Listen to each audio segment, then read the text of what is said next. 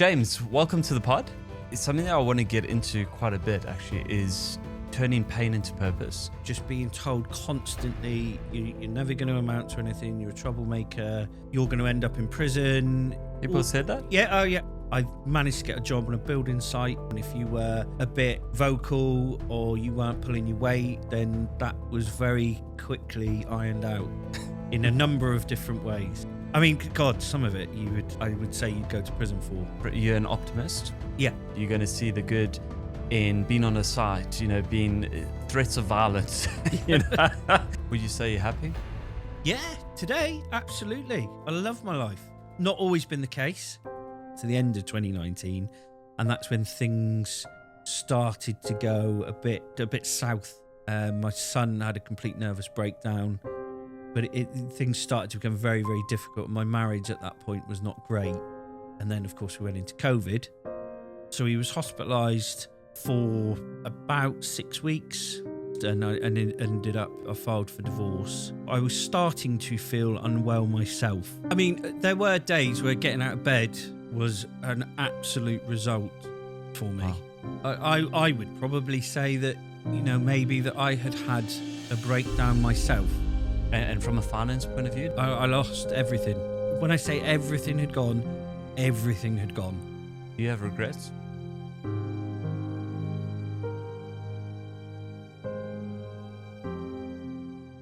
James, welcome to the pod.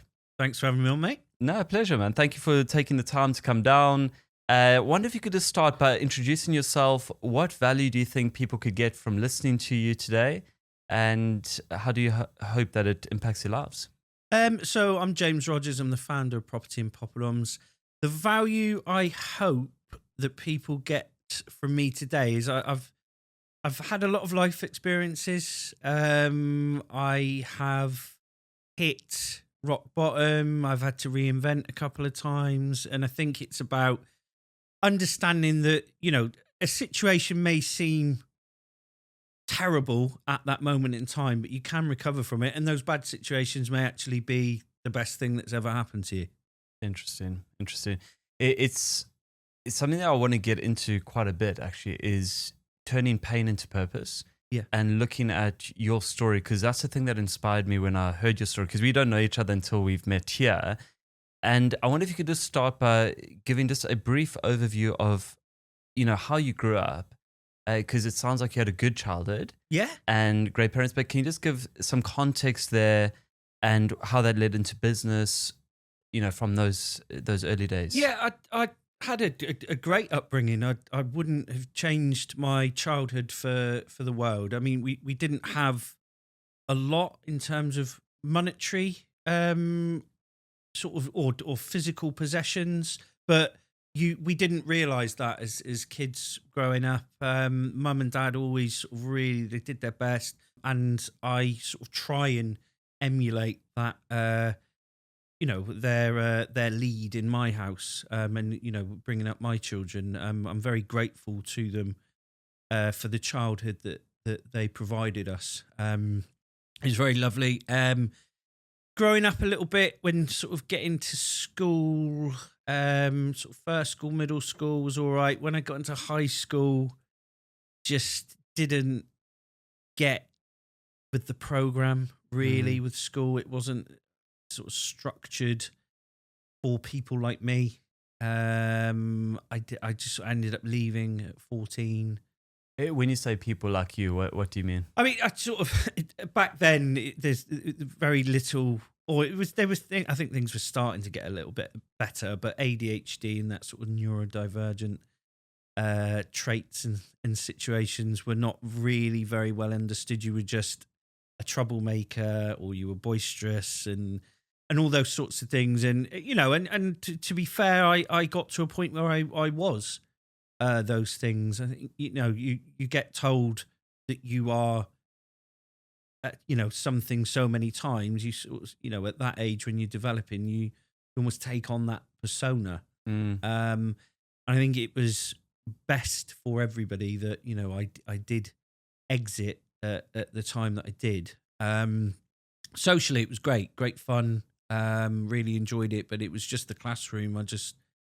didn't feel gel. inspired, didn't feel like I was getting anything from it, didn't I just didn't want to be there, and the teachers didn't want me in there, Mm. which, obviously looking back, I understand, Mm-hmm. because I was disrupting, uh, that environment, and maybe that's the theme that I've taken on into adult life. Disruption. Take on the Yeah. authorities that be. But it's interesting though, because do you believe in? I mean, yeah, this will just be a conversational style Yeah. podcast.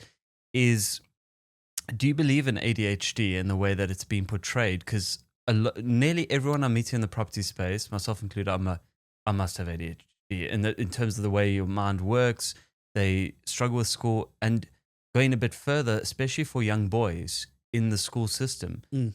Do you think we've almost got like a feminized school system that caters better for maybe a female persona in education, and then boys are being labeled a certain thing and ending up trying to cast those labels off the rest of their life rather than being celebrated for who they are? I know that's quite a big, Yeah. topic. I think we're all individual. Everybody's Mm, different. The school system is set up to try and cater to as many people as possible. It's impossible to cater to an individual. So they've got to cater for the masses, of course, because I wouldn't call the education system broken in any way, shape, or form, or maybe and not even biased to say like a female student over a male student. I just think that those sorts of traits display very differently in in a woman to a man. mm. I mean, what would you do to solve it? I mean, I think there does need to be more choice available. Certainly when you get into that high school, high school age, because you're emotionally a little bit more, well, I was just going to say emotionally you're a bit more mature, but I think Yeah. in terms of what you're trying to achieve as an individual, you are more aware of yourself, I think, and maybe what you want to do, what excites you, what doesn't. Mm. And maybe there needs to be a bit more choice to go into the workplace a little bit sooner, or to have some alternative teaching. And I think things are getting better, but a long way to go. Certainly. Absolutely. But what our childhoods and our and the years that bring you to today is what shape you and form you. So not necessarily a bad thing either. But you just need to harness it as a positive rather than negative. And like you say, some people are still trying to shake off that persona. And that's what's crazy is the labels that you get at a young age, especially from people you respect and look up to. Yeah. They can define you more than you realize. And I think in a counseling journey, that can be unlocked and unpacked and that kind of thing. And you become self-aware. You think, wait, I was doing this to prove something. It's almost like the chip on the shoulder mentality, which for me, that is more motivating than someone encouraging me. So if someone's like, oh, Dylan, well done, keep doing, I'm like, great. But if someone says, Dylan, you can't do that, Yeah. I think, okay, now let's go. Yeah, let's go. let's- Would you find a similar thing in Yes. your life? But it's not, because I think I've always been, apart from my parents, of course, and a very few key people in my life. I've always sort of been told that you can't do this. This is out of your reach. It's a bad idea, or negative feedback to a certain degree. And I think you've got to be careful who you take that feedback from. This is so Because good. is that a reflection of them, or is it actually, well meant feedback? Because everybody's a 5-minute expert. You go into a pub, you go into a coffee. Yeah. What everybody knows something about nothing, Mm, and and this is and respectfully, there are a lot of talented people out there, and everybody is has their right to a view and an opinion, of course, but it's how is that opinion delivered and how is it meant? Is it well meant, or is it just, they can't see what you're trying to do and what you're trying to achieve? that's so interesting though, because you've met Katie, my business partner here. There are people around us that see our work ethic, even in the property company and that kind of thing, and think that's unbalanced, or they'll think certain things, and you'll get the feedback, the advice. But I always say, look at the fruit of someone's life before you take advice from them. What have they produced? What have they accomplished? And then emulate it. Find the lives worth following. I think the problem is when you are starting out, you're kind of stuck around people in the same boat. So if you're an employee, you've got surrounded by employees. So the entrepreneur's mindset is seen as risky because it's outside of the comfort zone of the people you're surrounded by. So you're 14 leaving school. Can you just talk me through some of firstly, what did you go into? And what were some of those voices? Were your parents like, yes, go for it? Were they a bit nervous? Were they a bit concerned, taking a different route to the normal traditional schooling, route to university? I mean, at that point, I was and I'd say this, really sorry, Mum and Dad. I had a public apology to, I was an absolute nightmare. Right. I had got to a point where I remember just becoming so fed up with, those labels and just being told constantly, you're never going to amount to anything. You're a troublemaker. You are, you're going to end up in prison. People said that? Yeah. Oh yeah. 100%. Yeah. Wow. The teachers, and I sort of went off the rails to a certain degree. I wasn't coming home for long periods of time. I was going down a road that I could have had very serious implications for me going forwards and into adult life, and just not. It wouldn't have been a fruitful and positive situation. Now, I'm very lucky that I do have very, very good parents, loving, encouraging, forgiveful. And then sort of we managed to circumnavigate any kind of negative outcomes and situations from not coming home and getting involved with the wrong types of people. I managed to get a job on a building site. So there was a building site, pretty much opposite the school. Ironically, the place where I never wanted to go. Yeah. But I walked on there and I just sort of spoke to people like, have you got any jobs? And I've always been quite industrious and forwards with people. And I'd always sort of worked, I had paper rounds and stuff like that. And I was always trying to earn money and come up with ways of earning money. But I spoke to a chap, he was a painter and decorator. And I said, have you got any jobs? He said, yeah, you start Monday. Oh, wow. Because it was not really, there wasn't all those sort of systems and processes with hiring people. You got your wages in like a little brown envelope. Wait, how old are you? Let's just get that. I was 16. I was 16. No, so I was 96. So I was 96. 1996. Okay. I was 16. So yeah, I started on the Monday and I was paid £45 a week. And it was hard graft. You had to work hard. You had to listen because they were on price generally. So if you were slowing them up, then that was a big problem for you. So it taught me very early the need to get tasks done quickly and to, a good standard. And yeah, because you couldn't, some of the other apprentices for the other trades, they were a bit mouthy, but that was very quickly nipped in the bud. Yeah, there was no real sort of health and safety to a certain degree back then. I remember sort of we were working at an old mental health hospital, so that had been sort of some of the existing buildings had been converted into residential dwellings, and then the new builds were sort of built around the existing structures. And I remember having to sort of go up to this top of this sort of steeple and paint it was like a weather vane or something like that. Yeah, but that was. Yeah, no scaffolding. He said to me, well, there was scaffolding around it, but if you fail, I said, oh, what if I fall? He just said, don't. So yeah, to get up there and do that. Yeah. And I remember having to just sort of stand up in a loft area, just painting the beading for Windows, priming the beading for Windows. There was so much to do in there, and it was just soul destroying.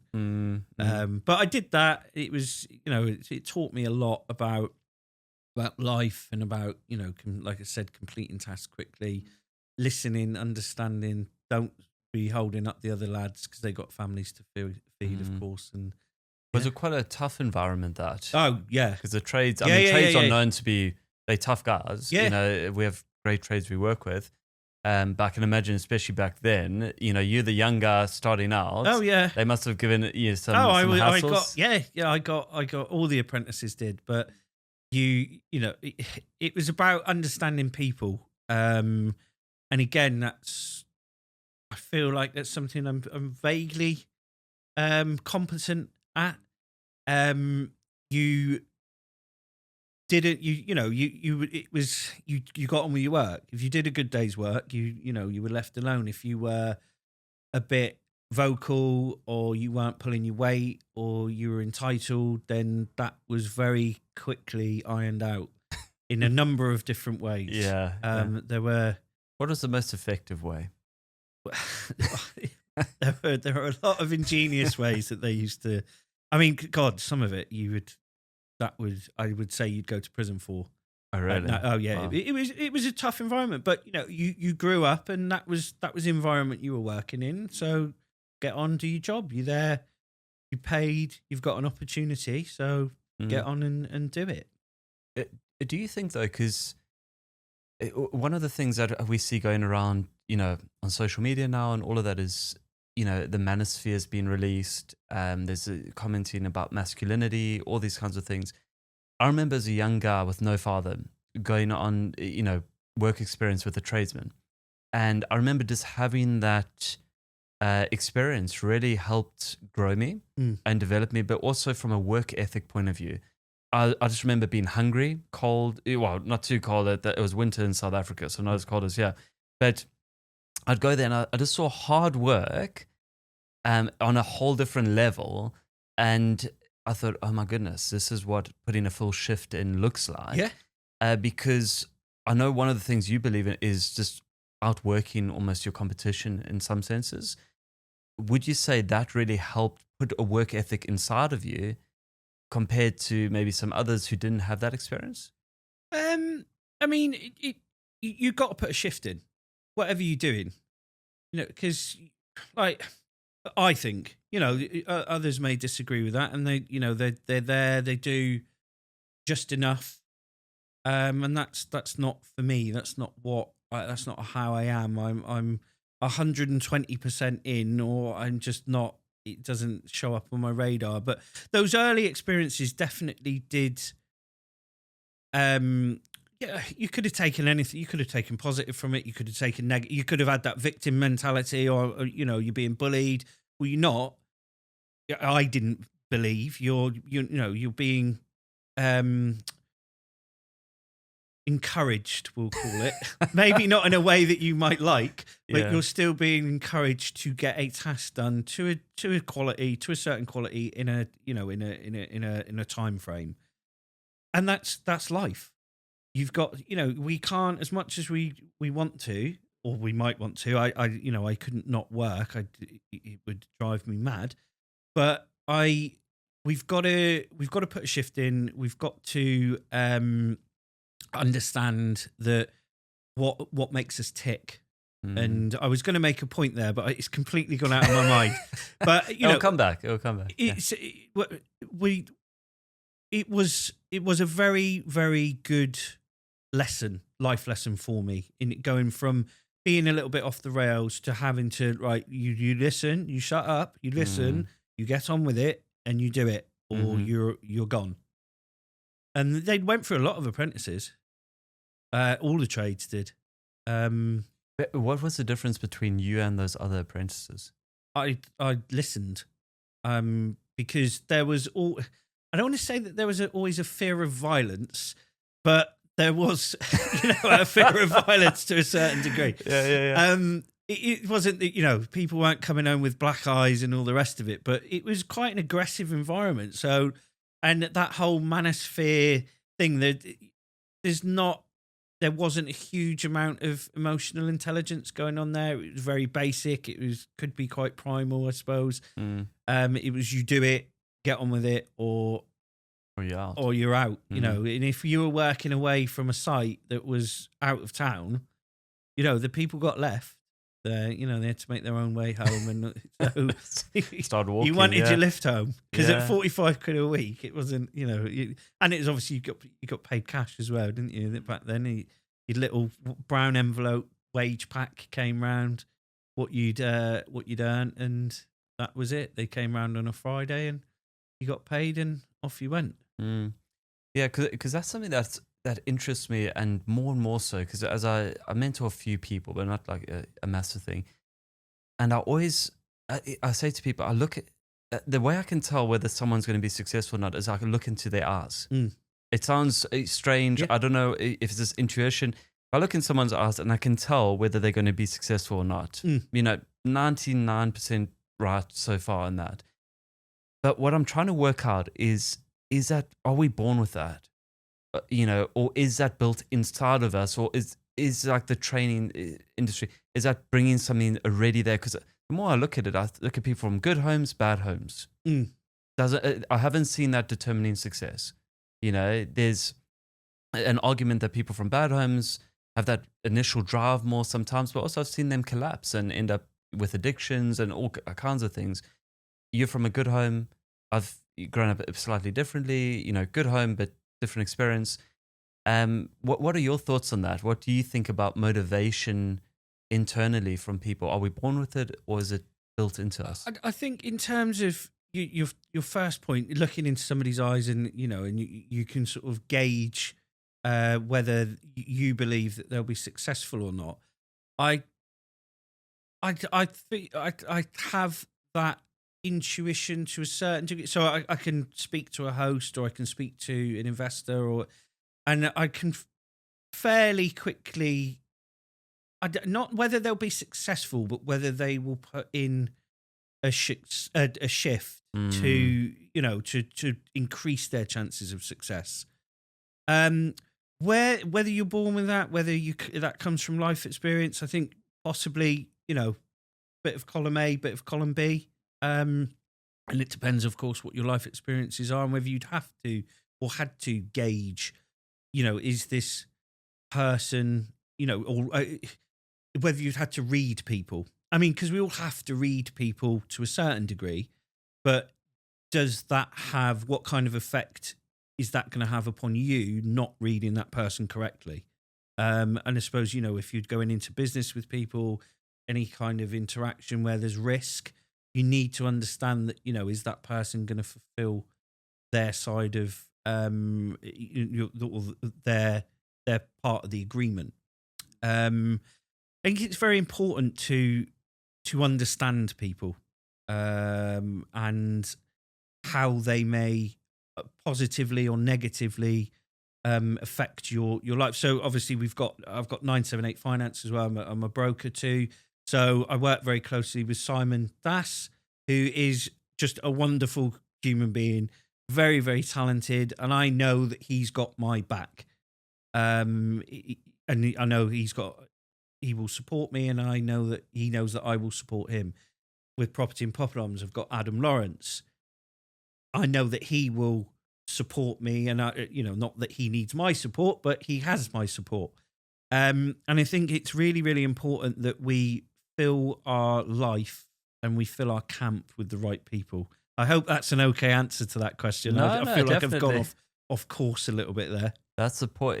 That's the point. You know, we can go whichever direction you want to go, but there's what I've noticed in the short time we've been talking so far. You seem to frame things very different. You're an optimist. Yeah. You know, so anything, whether it's school system, you've seen the good. You're going to see the good in being on a site, you know, being threats of violence. You know? It reminds me of, you know, schooling days. But it's this element of, some people would read that as bullying. you've framed it as, I've got to listen and understand authority, or, you've seen the good side. How important has that been to you in your journey in terms of reframing things as you've gone through life? Because that's a great trait. And I see people reframing things to negative things so often, which aren't bad, they're not even bad, but their brains are just going negative, negative, negative.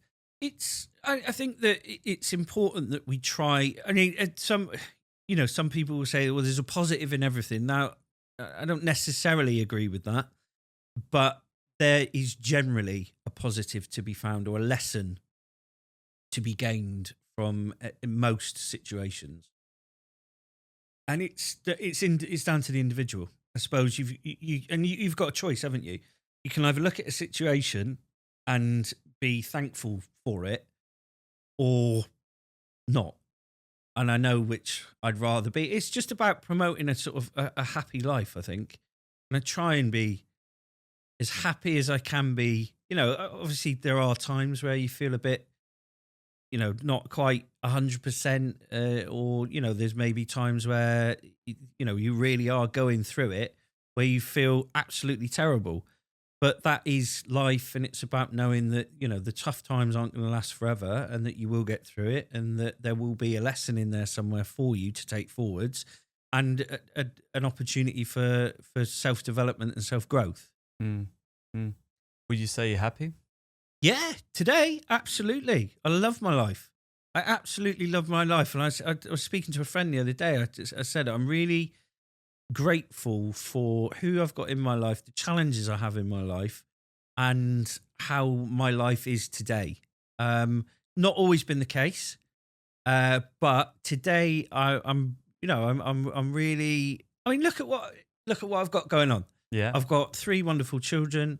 I've got some. I'm meeting loads of great people like yourself today. I wouldn't. I mean, that brings so much I happiness. know. I mean, that's the cherry on top, isn't it? Yeah. But I'm a people person. I love meeting people. I love being around people, and that's what I get to do day in, day out. Some people may not like, sort of back to, your point about people seeing maybe entrepreneurial situations as risk, and, in the employed world.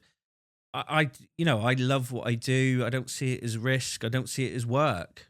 I'm grateful, bit tired from time to time, but that's part of the territory that comes with that cap. Yeah. Do you find sometimes friends that aren't on that same journey? Maybe someone just in a job, they're happy in their job, they're carrying on, and when you talk, because I found that some people just don't understand why I keep going. I don't know if you've ever come across that, where they don't understand, well, hang on a sec, why do you keep growing, keep pushing things, or keep building things? And I keep saying, I love what I do. I absolutely love it, but it's about impact and serving others now. And what does that look like? Have you come across that? And how do you... I have a very diverse friendship circle, I think. And I am not up to this whole, you're the sum of the 5 people you spend. I'm not. I don't subscribe to that at all, because what they may be deeply unhappy outside of what they know, may be very successful, but they may be deeply unhappy. That's true. I would rather be the sum total of the 5 happiest people that I am around. Now, some of my friendship circle, they've large businesses, very successful. Some work security jobs, but all are happy with their life, and all give a great perspective when asked for advice. And I've had the most insightful advice from friends that are maybe not considered successful, in inverted commas. I'm drawn to the people rather than necessarily what they've achieved in terms of entrepreneurial successes or, physical possessions. Just rather have that sort of group around me. That's so good. That's so good. I think that's an interesting point, because that you're the sum of your net worth is the value of the 5 people you spend the most time with. And I get what people are saying, but I've always had also quite a broad range, especially with the church. You know, you deal with people that are poorest of the poor in terms of society perspective, and then you have the wealthiest. You know, all in that spectrum. And what I've noticed is we tend to measure success, especially in the West, predominantly on the financial figures. Yeah. So you're a success if you built this business, you've done this, done that. But then the wheel of life, which I love to go through, you know, like relationships, health. You know, one of my mentors is health. He's struggled with, you know, for years. And we always talk about, we say, without your health, I mean, you don't really have anything. You know, Yeah. you can have all the money in the account. You know, if you can't go and enjoy the sunshine and move around, and that kind of means nothing. And what I've found is trying to get that balance of people that we look to for certain things, we don't look to for everything.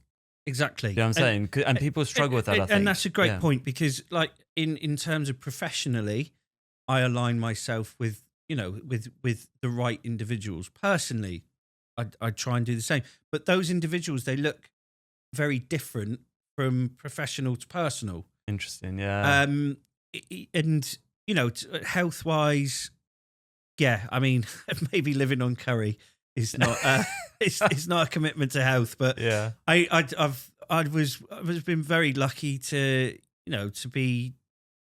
I did put on a bit of weight when Property and Poppadoms first kicked off, but I lost quite a lot, and then starting to creep on a bit. But that's my fault, not keeping up with the gym and whatnot. And I struggle with the boxing club these days. I'm just too old now. I'm 46. Were you a boxer? I did a bit, yeah. And I've always sort of trained and had that, you know, I've always enjoyed that type of fitness. But now I tried to get in and do a bit of sparring, and I got folded like a deck chair. With a body shot.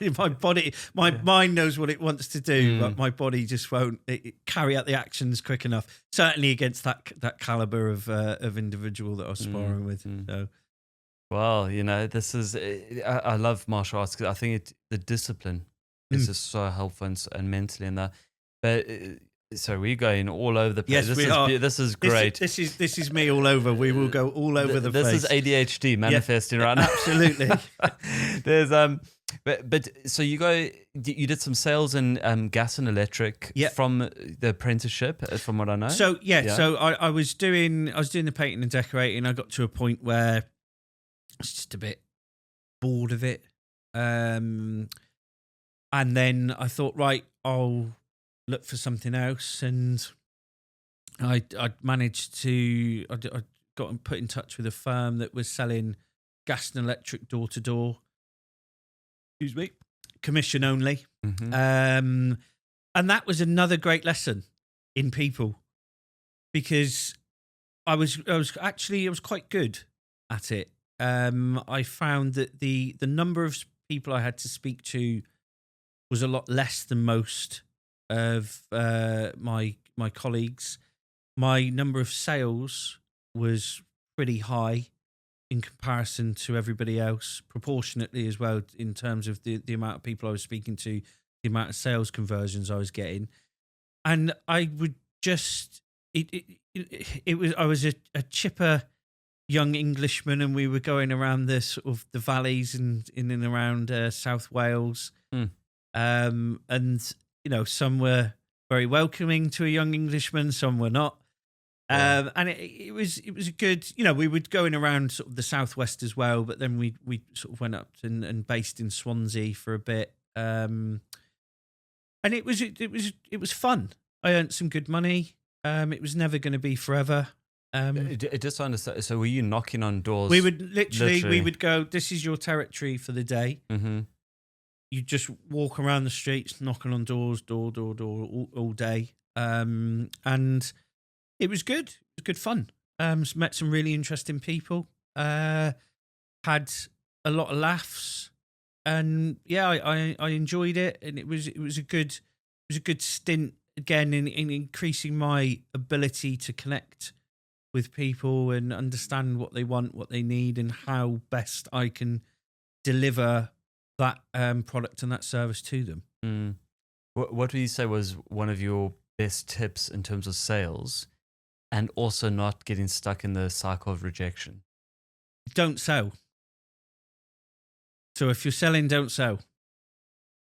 And rejection, I didn't even look at it as rejection. I just was like, well, they don't want that.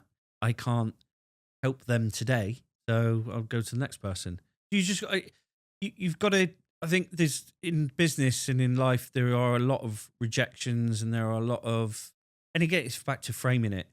Don't look upon it as rejection. It's just that wasn't right for them today, so maybe it'll be right for them tomorrow. Just explain don't sell, because I know what you mean, but if someone's sitting there and they're like, hey, I'm working a job, I'm in sales, insurance, and I'm doing door to door, or I always tell people everyone's selling, you're having to close on anything, but I think the best technique is what you're describing here. I think it's very difficult to quantify when you're in a sales role, but you're saying don't sell. Mm-hmm. It's what I mean by that is don't turn up and be transactional, because you can smell it a mile off and you can see it a mile off, and it's just not a good look. If you are treating somebody as, in a transactional nature, then your conversion rate will be a lot lower than if you're going in there and you're genuinely interested about them. How are you? What are you up to? What you doing? I would have a number of conversations where we wouldn't even get onto why I had knocked on their door. They were sort of like, you'd get a lot. It's very much like our conversation. We would go off on many tangents, and they would sort of, then say, well, what, why are you here? What do you want? What you doing? What you selling? And we're just, it's about positioning it correctly in terms of what the product offering is, how it can help them, rather than being very blunt and, almost cold. And I just feel that you can get around most objections by understanding the person and getting to learn a bit about them. And obviously, if you're knocking on their door, there's a lot of signs about who they are as a person, what they're into, and how they are. Obviously, it doesn't work 100% of the time, because nothing does. And sometimes you're not very well received. But I always used to enjoy knocking on the doors that said, if you're selling something, don't knock on the door, or a little poster to that effect. And I always had a good outcome, because, you'd knock on and you'd have a bit of a laugh with them. It's such a fascinating one, because I say this to people when they're doing offers on houses with estate agents, or a lease option, or any creative financing deals that people do. They go in there, like a bill in a china shop. Okay, let's working off a script script that they've been sold at some course, and they go in there like, oh, we've never done a lease option. I said, okay, cool. My mentor, he said to me, it's wear a blue t-shirt, because apparently blue breeds trust as a color. I was like, okay, cool. I'll listen, or whatever. I'll take whatever you give, but let's go with it. And he said, you go in there and drink a cup of tea and don't talk about any money on the first meeting. And I was like, really? Okay. Went in, and sure as anything, it worked. And it was all about the relationship, to the point where you want to do what's best for that person. They can see it. And they, the first deal I did like that, they actually turned down another offer, 30 grand more than what I was offering, because I'd listened to them, but we had a relationship. And I said to him, look, this is where it works. It's not just a transaction. And we're actually still friends to this day, which is, it's crazy. Because you've made them feel confident about your ability to deliver. I'd never heard that about the blue thing. I might change the branding to blue. Well, he was convinced of this blue thing. And but either way, his advice was sound, because it got you the result. And that's the whole point of a mentor. They are imparting their knowledge upon you, that or giving you a process that works. Now, in terms of, but everybody's different in their ability to be able to deliver that. And obviously, you are a very people orientated person, so you get that process immediately. Others may not, because they'll be like, well, I'm not going to talk about numbers and I'm not going to talk about this. But you've gone in there, you've got to know the person. You've filled them with obviously supreme confidence and on your ability to deliver and your knowledge around the offering that you're delivering to them. And then you've got the deal. Yeah. It sounds like that's what you've done with Property and Poppadoms, which we'll come to, later. But just the sense I've got, even with Adam, having had him on, very relational guy and really incredible guy, that I think those are the people I gravitate towards in the property industry, where Katie and I talk about a lot in terms of the business world in marketing. We say we don't want relationships just to be transactional. We want to build a community and enjoy what we do with people that we like and, know, like, and trust. But people are almost making that a transactional formula sometimes. Okay, step one, get them to know you. Step two, get them to like you, get them to trust you. And I think, especially with AI and everything, the thing that we're going to go back to is relationship, Yeah. And in terms of how we've created Property and Poppadoms, there of course is a transactional element to it. Of course, I mean, when it first started out, the meetings were free. I didn't want to charge. I really had to be. Well, the only reason I started charging was because it got so big that there were overheads. I needed staff, so I had to charge. At that point, it's about understanding what people want from any given situation. I looked at the networking events that were available on a national basis, and I thought, well, they are really transactional. They're not networking events because you just turn up and you get spoken at for the entirety of the time you're there. You're put into a funnel. And it is the opposite of what I felt comfortable with. So I just saw, and don't get me wrong, there's some amazing standalone meetings that that I was going to around about that time, but I just thought there was a gap for something that was different, and people were crying out for it because I was going to, as I'm a broker, I go to a lot of networking events. People were saying, I wish somebody do something different. So I thought, well, why can't that be me? I can see that there's a gap. I just need to create something that serves the delegates' best interests. Want them to come away from it and go, I've had value from that. I haven't been put into any kind of position where I'm being aggressively sold to. I've got value from it. I'm networking at a networking event. I know that sounds wild to suggest you network at a networking event, but the other options, you couldn't really do that.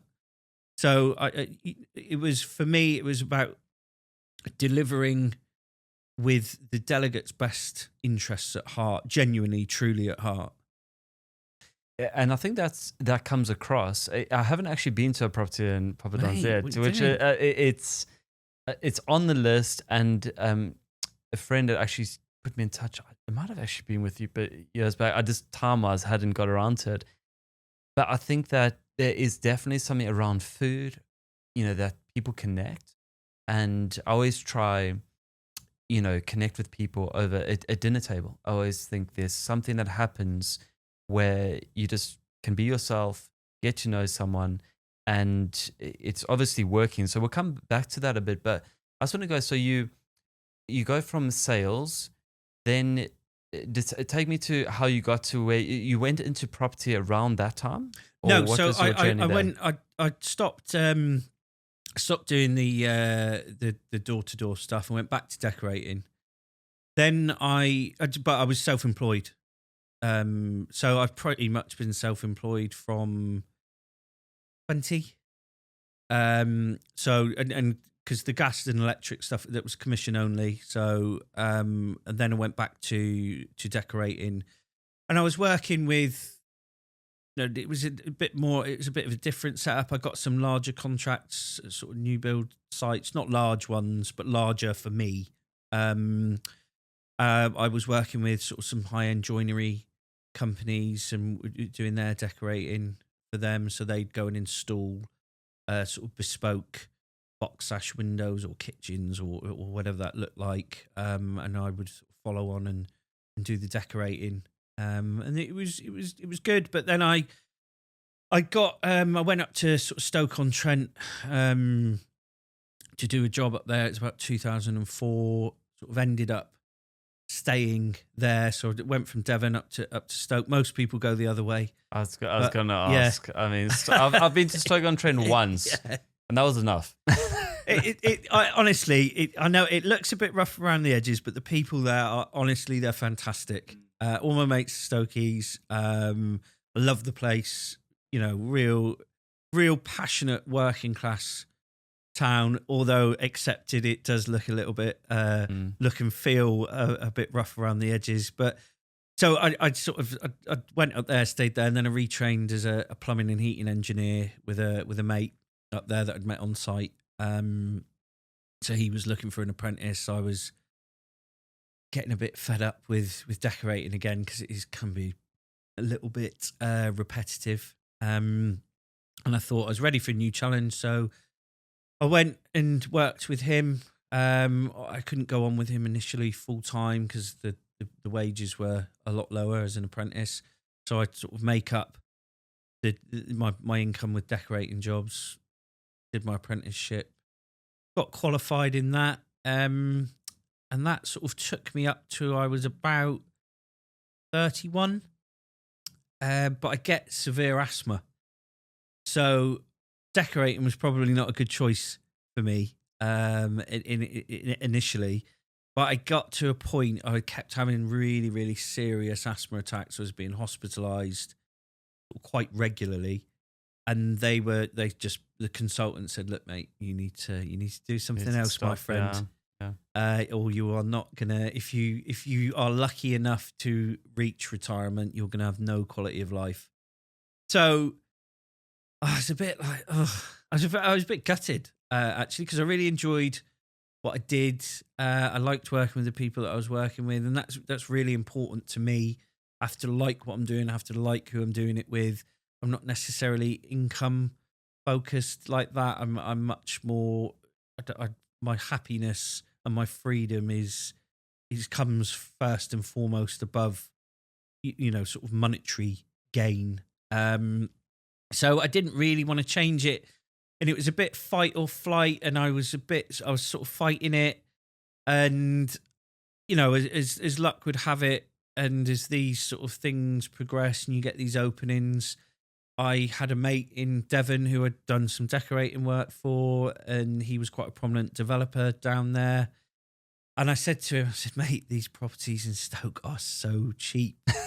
Because down there it was really expensive. How much were they in Stoke at this time? Oh God, at that time you could. Well, the council was selling a house for £1 on a particular street. Yeah, because it was so rough. It was not a great street, and arguably £1 might have been too much. But you had to obviously show that you had the necessary funds in the bank to develop and regenerate the property. So the cost was £1, but you had to go through certain sort of procedural tick box exercises in order to be able to sort of put yourself forwards for it. But they were just generally a lot cheaper up there, and it was a lot more affordable to buy. I can't remember what. I mean, we were picking them up for about 50 grand at that time, but he didn't want to retain any. So we were just flipping. So I'd buy at auction.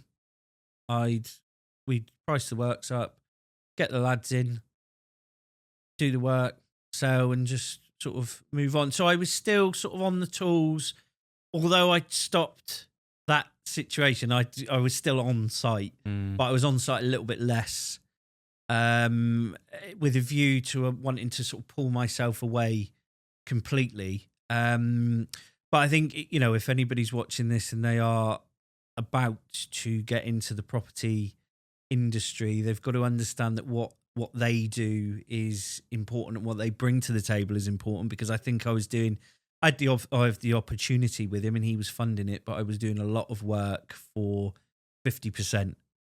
But again, I was happy. So, and we weren't making bad money. from it. What were you making on average per flip? We were it was about 20 grand, 25, some average, Some more, some some less. more, some less. So here's joint venturing with you, doing a joint venture together. He's funding it, you funding it, refurbing, selling, dealing with everything. Basically, yeah. So he was putting the money in, and I was doing the work. But without the money, of course, you haven't got the opportunity. So, but I should have probably argued for a bit more of the the cut or a wage or something. But I didn't. I was very inexperienced approach, and obviously he's been offered an opportunity, and he's capitalized on that, and he hasn't wanted to give over anything more than his split over and above. So we're still very good friends today, and we still have a lot of conversations about going forwards, and it's about, though, if you do make that agreement, that you've got to deliver on that agreement, because you've agreed to it. So you can't be hard done to at the end of it. What I always say to people, because that was a similar model I adopted when I started, was joint venturing. But when I train people now, I'm like, it's a very expensive form of funding, because, and what I'm finding, a lot of people when they're starting out, they sometimes just need that first 1, 2, 3 deals with your name on it to get it through the financing process, bridging, whatever it is. But I always say, encourage people, learn how to raise private investor finance and just pay the interest, and then it's clean. It's simple, especially if you're retaining, because with retention, it's almost like you're getting married to each other, long term. I know Adam's a whiz in structuring and all of that kind of thing, but joint venturing, you don't understand the value that you actually have, because you're still dealing with the self-doubt at that point of, can I deliver? Can I make this happen? All that kind of thing. Yeah. So did you have similar doubts in your journey? Or? No, it was very basic. Like, I didn't have a mentor. I didn't know, we weren't even looking at retaining them, because I just thought, oh, we're doing a good job once, we're getting paid a good amount of money once. Like I said, I was happy with that. I didn't know anything about structuring deals correctly, raising private finance. Obviously, I raised private finance, but I at no point did I think, well, why don't I just borrow it off him, pay him a percentage, and start retaining some. You don't know what you don't know, and I should have. It was just very, like I say, it was very basic. It was very, not that it was disorganized, because the jobs would run how, on time, on budget, and all of those things. But I wish I had looked into things in a bit more depth at that time. But I think I had still carried that whole situation from school. You're not going to amount to anything. So it was almost like, oh, look, you've got an opportunity here. Just shut up and do what you need to do. So I wish I had got a mentor. I wish I'd looked into things in a lot more depth, but it's hindsight, and obviously we can still learn and take the positive from that hindsight. And we did some good projects, we did some good jobs, and that was it was a happy period of life. So from that, what was your exposure then to the property? Well, because did you do Mastermind with Gucci, or yes, what's your story there? I just completely steered clear of networking events. Like, I didn't go to my first one until 2018, because I had convinced myself that networking events were not for people like me. They were not for people that left school at 14. They were full of highly educated, highly successful people, and that was something that I am not and was not. So you felt you didn't belong in the room. Yeah, absolutely. Yeah. And I just thought I wouldn't be, somebody like me would not be catered to in that environment. So I got to, like I said, it was about sort of 2017. My daughter had been born 2015. So my son was born in 2001. My daughter was born in 2015. My eldest daughter, my youngest daughter was born in 2017. And I sort of, at that point, I was was 37, and I thought, right, maybe realizing this a little bit later than I should do. I thought I probably need to start keeping some of these properties and looking at what I can do and how I can start to build wealth. And I was ringing around people that I felt were successful, and just for some advice. And a lot of them were saying, you need to go networking. You need to go networking. I was like, oh, no, not for me, mate. Not for me. And they said, no, just listen. If you don't listen to anything I say, make sure you go networking, increase your contacts, increase your knowledge, get out there and, and learn from other people who have a different perspective and have had a different path than you have.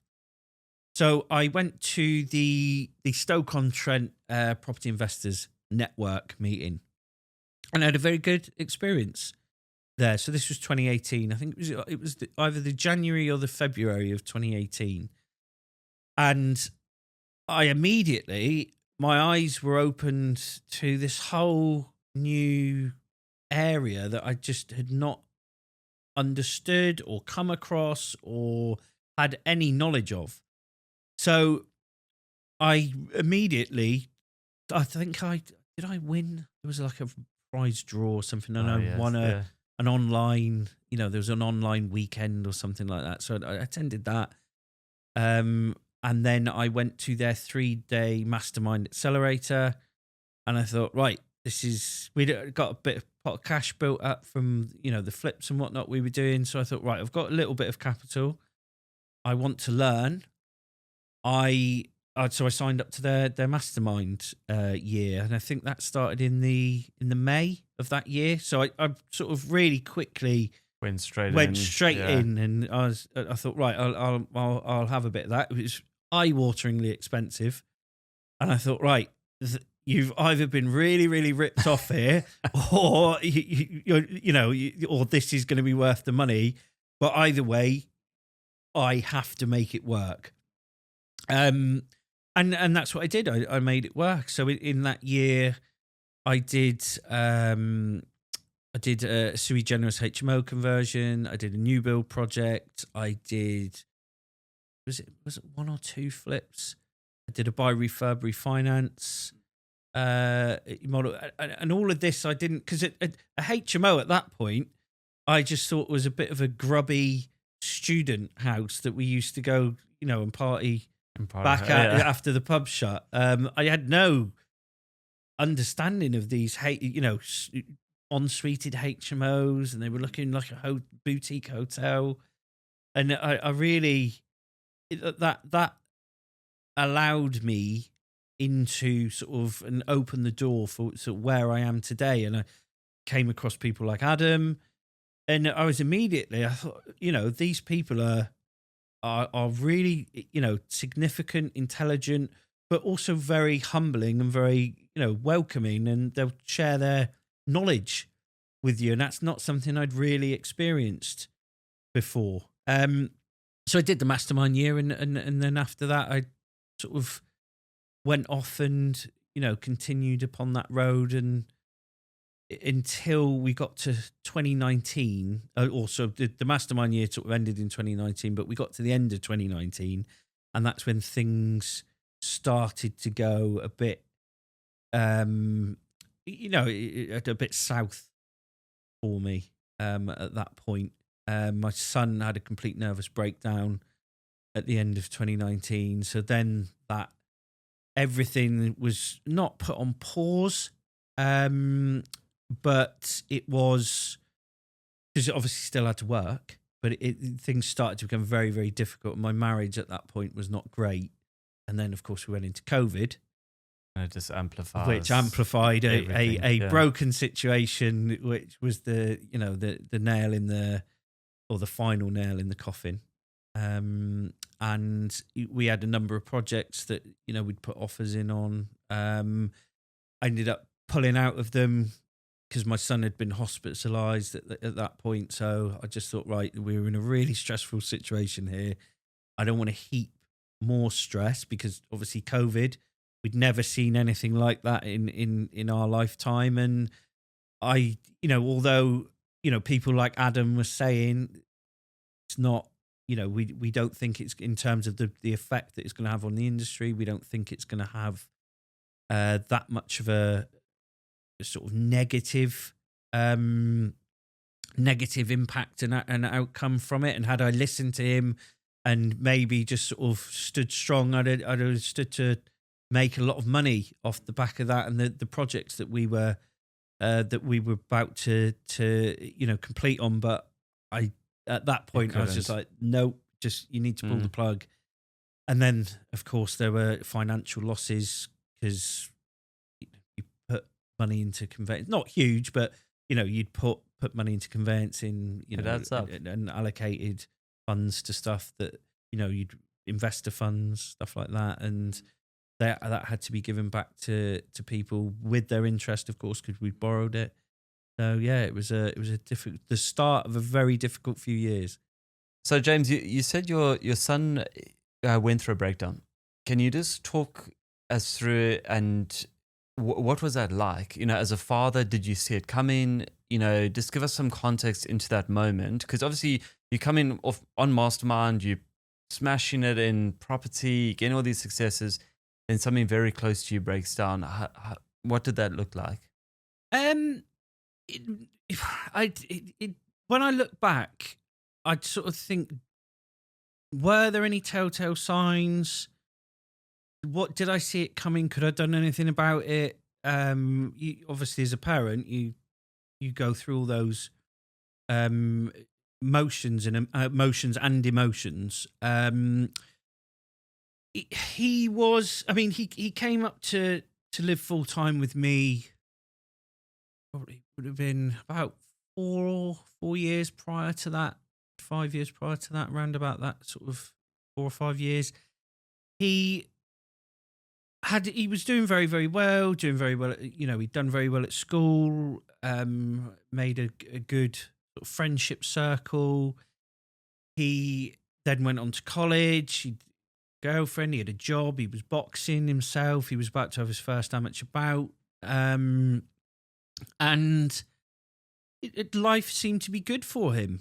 There was a lot of, I suppose, resentment towards his mother for certain aspects, and I would always.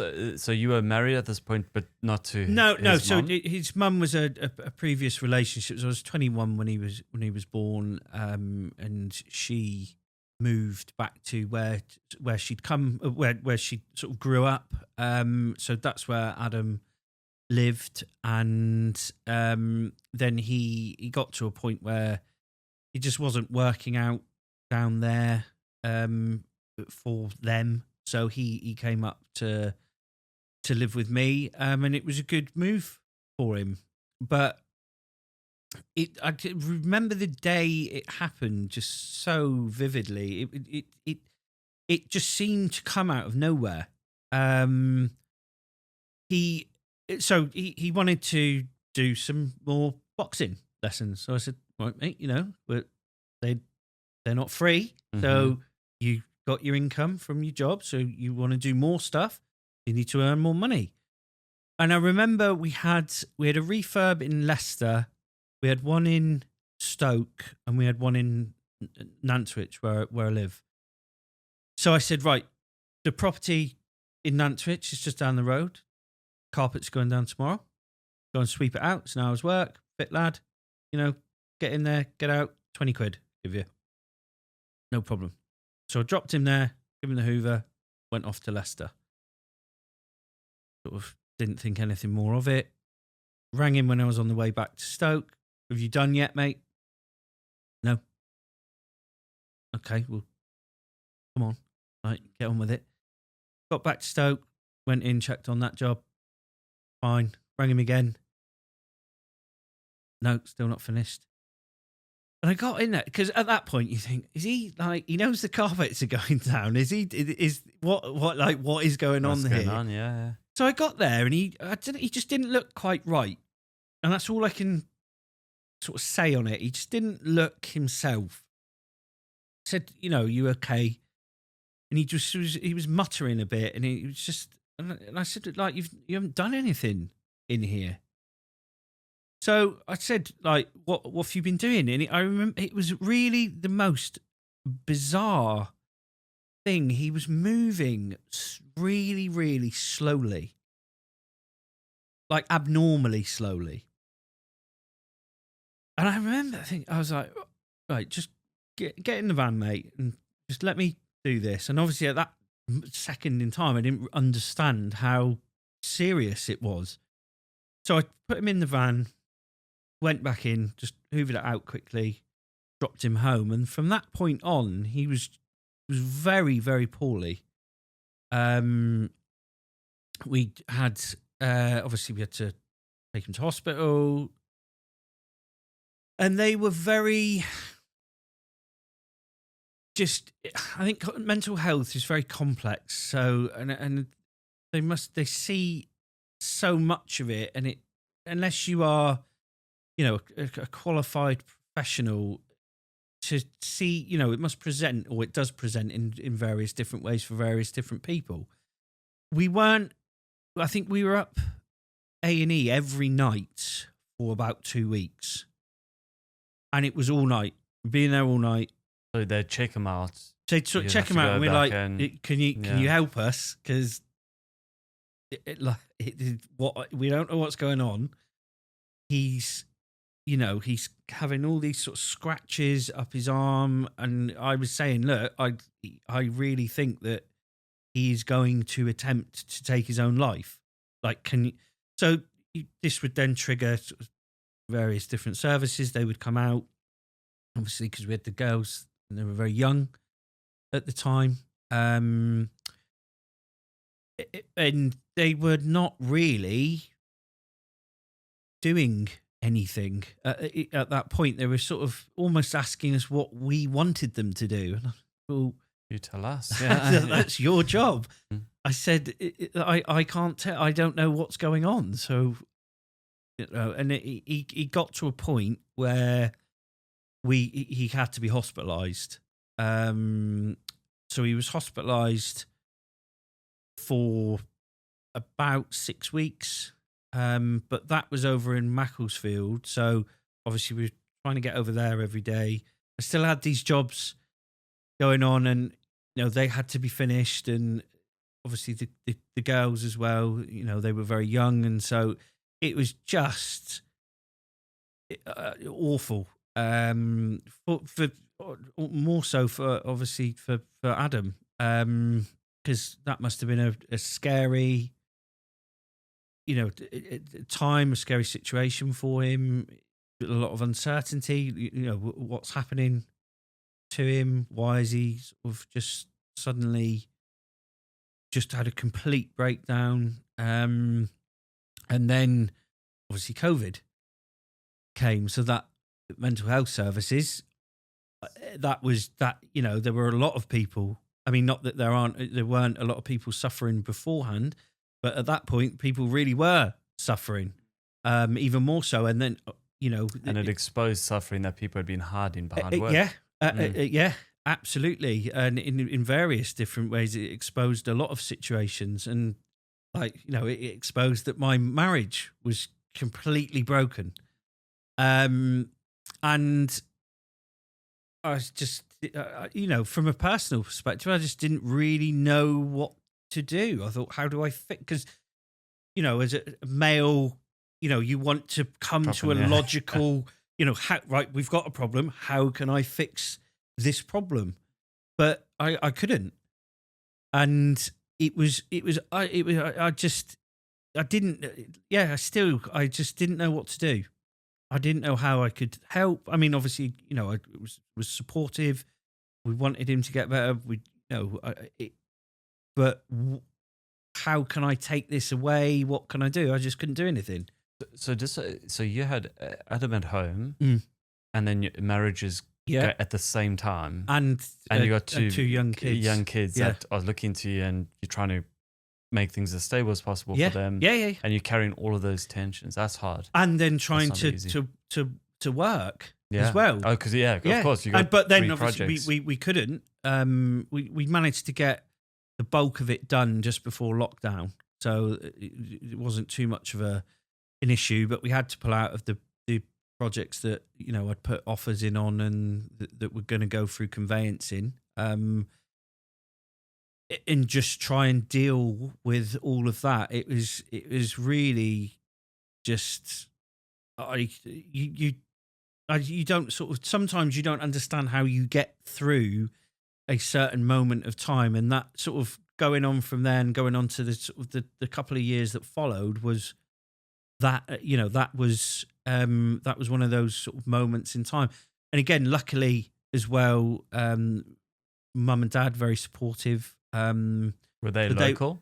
No, Okay. but they, I think, I can't. It was in between lockdowns. I think they said, look, just take him down there, because it's not like he was a danger to anybody, as in anybody else. I sort of thought, well, he's this ill, surely he's gonna, there's going to be that spillover into a potential suicide attempt. But the feedback from the professionals was that actually, he's not considering that, but he just doesn't, and he was saying that, look, I'm not going to do that. He just wanted to get better. So mum and dad then, he stayed down there for a little bit, and back and forth a bit, but we got back into then 2021, and that was when the sort of marriage finally collapsed, and it ended up, I think it was March of 2021, I filed for divorce.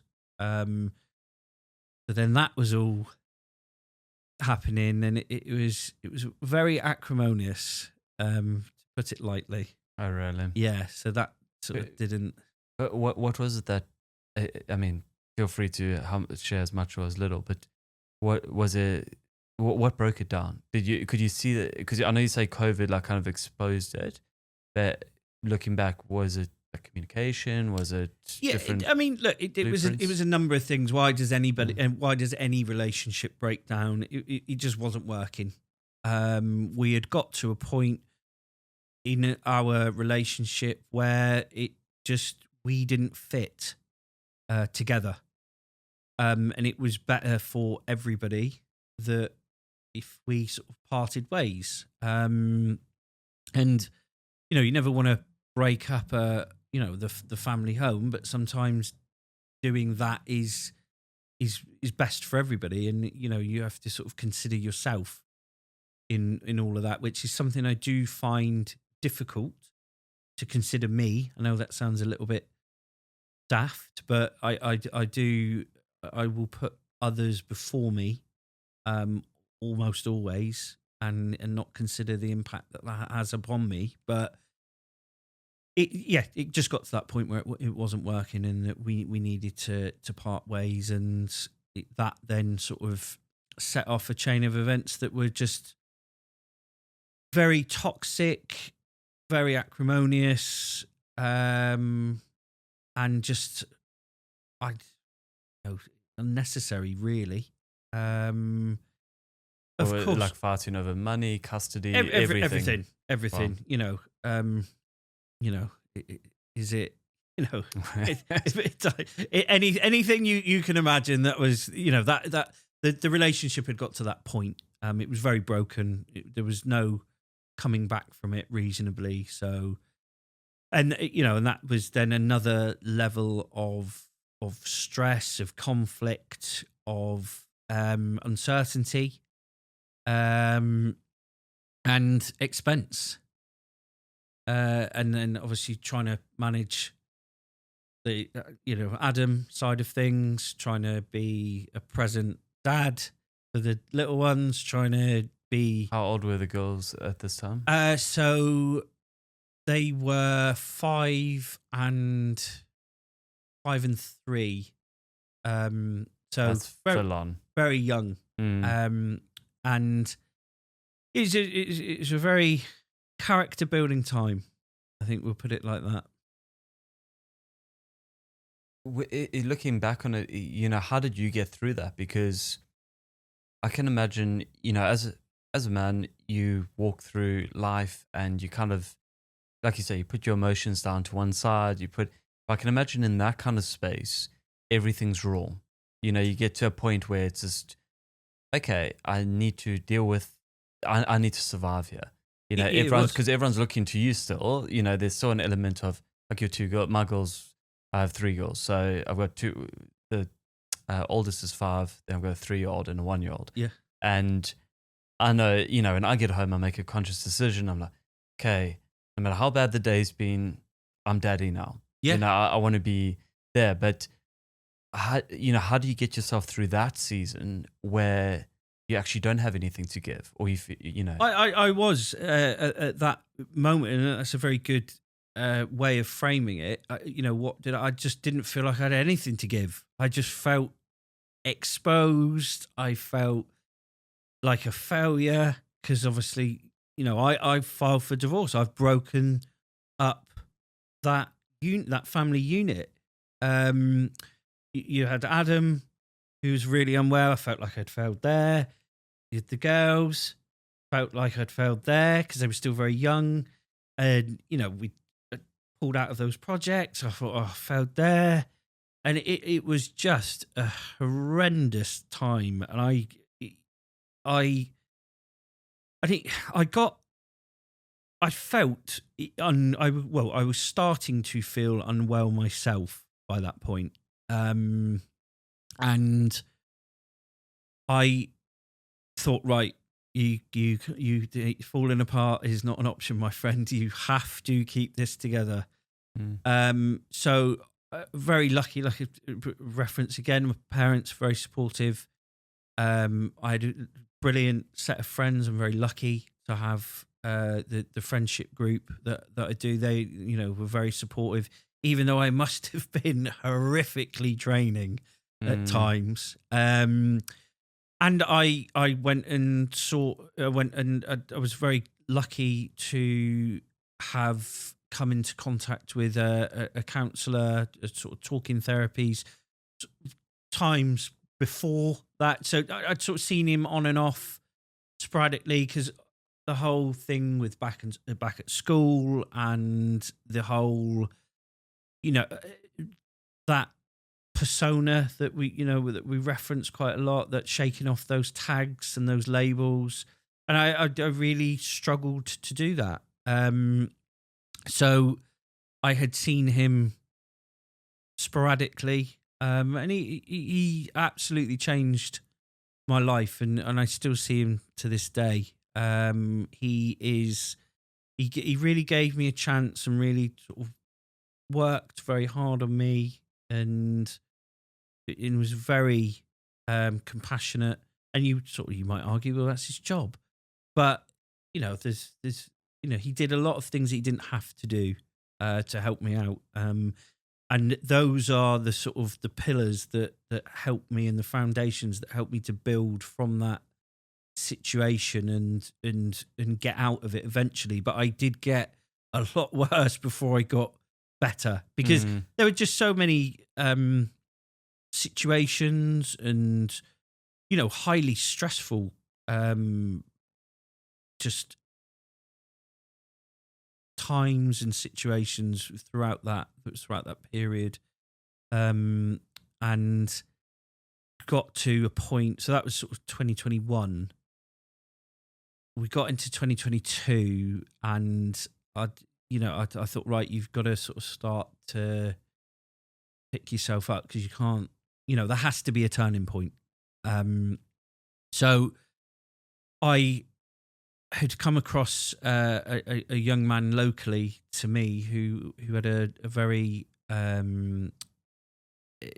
it was a very rare form of bone cancer, and needed privately funded treatment. So I thought, right, you've got to, even in this moment, you can still do something positive and give back to somebody else, and in turn, try and dig myself out of a pit. So I sort of went about and raised, it was over £10,000 for him and his family, so he could receive the private treatment that that he needed, and that would contribute to it.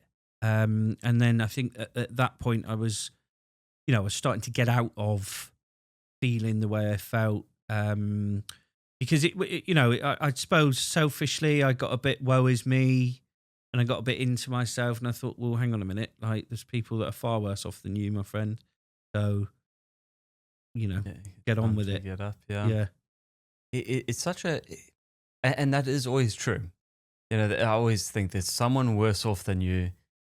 Pretty much I've always wondered what is the person at the lowest end of, worst off, because coming from Africa, you see poverty, all around you, you get numb to it, you experience it. But for each person at the moment of their pain, that is so real to them that you can lose perspective so Yeah. easily. What were some of those darker moments? Because I know sometimes, when you go through a season where you can't really, you feel cloudy sometimes in your head, Yeah. that kind of thing. You're trying to make decisions. Decisions still need to be made. Can you just talk us through that? Because I don't think men talk about this enough. No, You know? they don't. I mean, there were days where getting out of bed was an absolute result for me. Wow. So was it would you say you were in depression? Yeah. I would probably say that, maybe that I had a breakdown myself.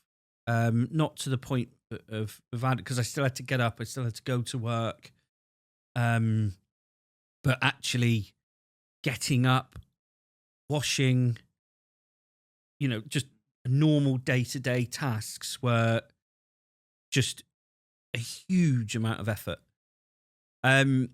What I tried to do to sort of overcome those situations was, and it sounds a little bit woo-woo, but I was like, right, what are you grateful for? So I would have to, and this was like not practicing gratitude in the morning and journaling and all that. I would have to really go, look, you've got to concentrate on what you're grateful for.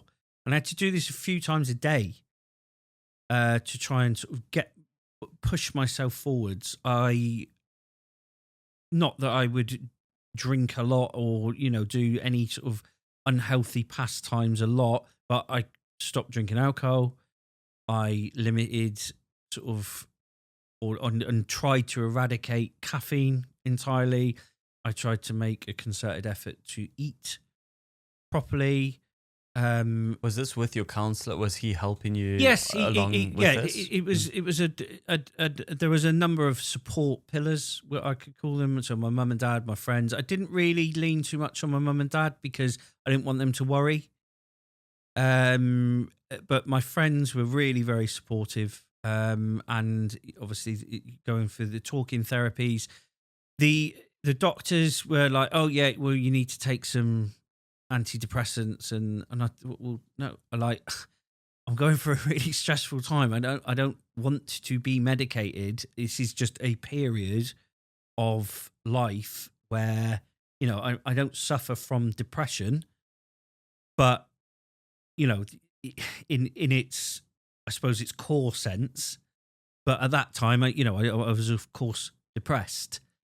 But I think it's about setting the bar low as well. If you're really going through a difficult time, do not. And when I say set the bar low, I mean have a shower. Yeah. Get out of bed, have a shower, build on that.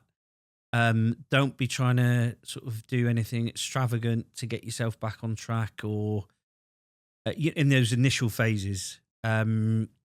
Just try and be as positive as you can in a negative situation. And again, that is very difficult to think in that way when you feel like that. But there is always something that's good going on in life. So in my personal experience, it was the kids, it was my friends. I was very lucky to have my counselor. I was very lucky to have those people in my life, and they are why I came out of it. So I'm forever in debt to them for that, because if I didn't have them there, I I struggle to think of a positive outcome that would have sort of come from that.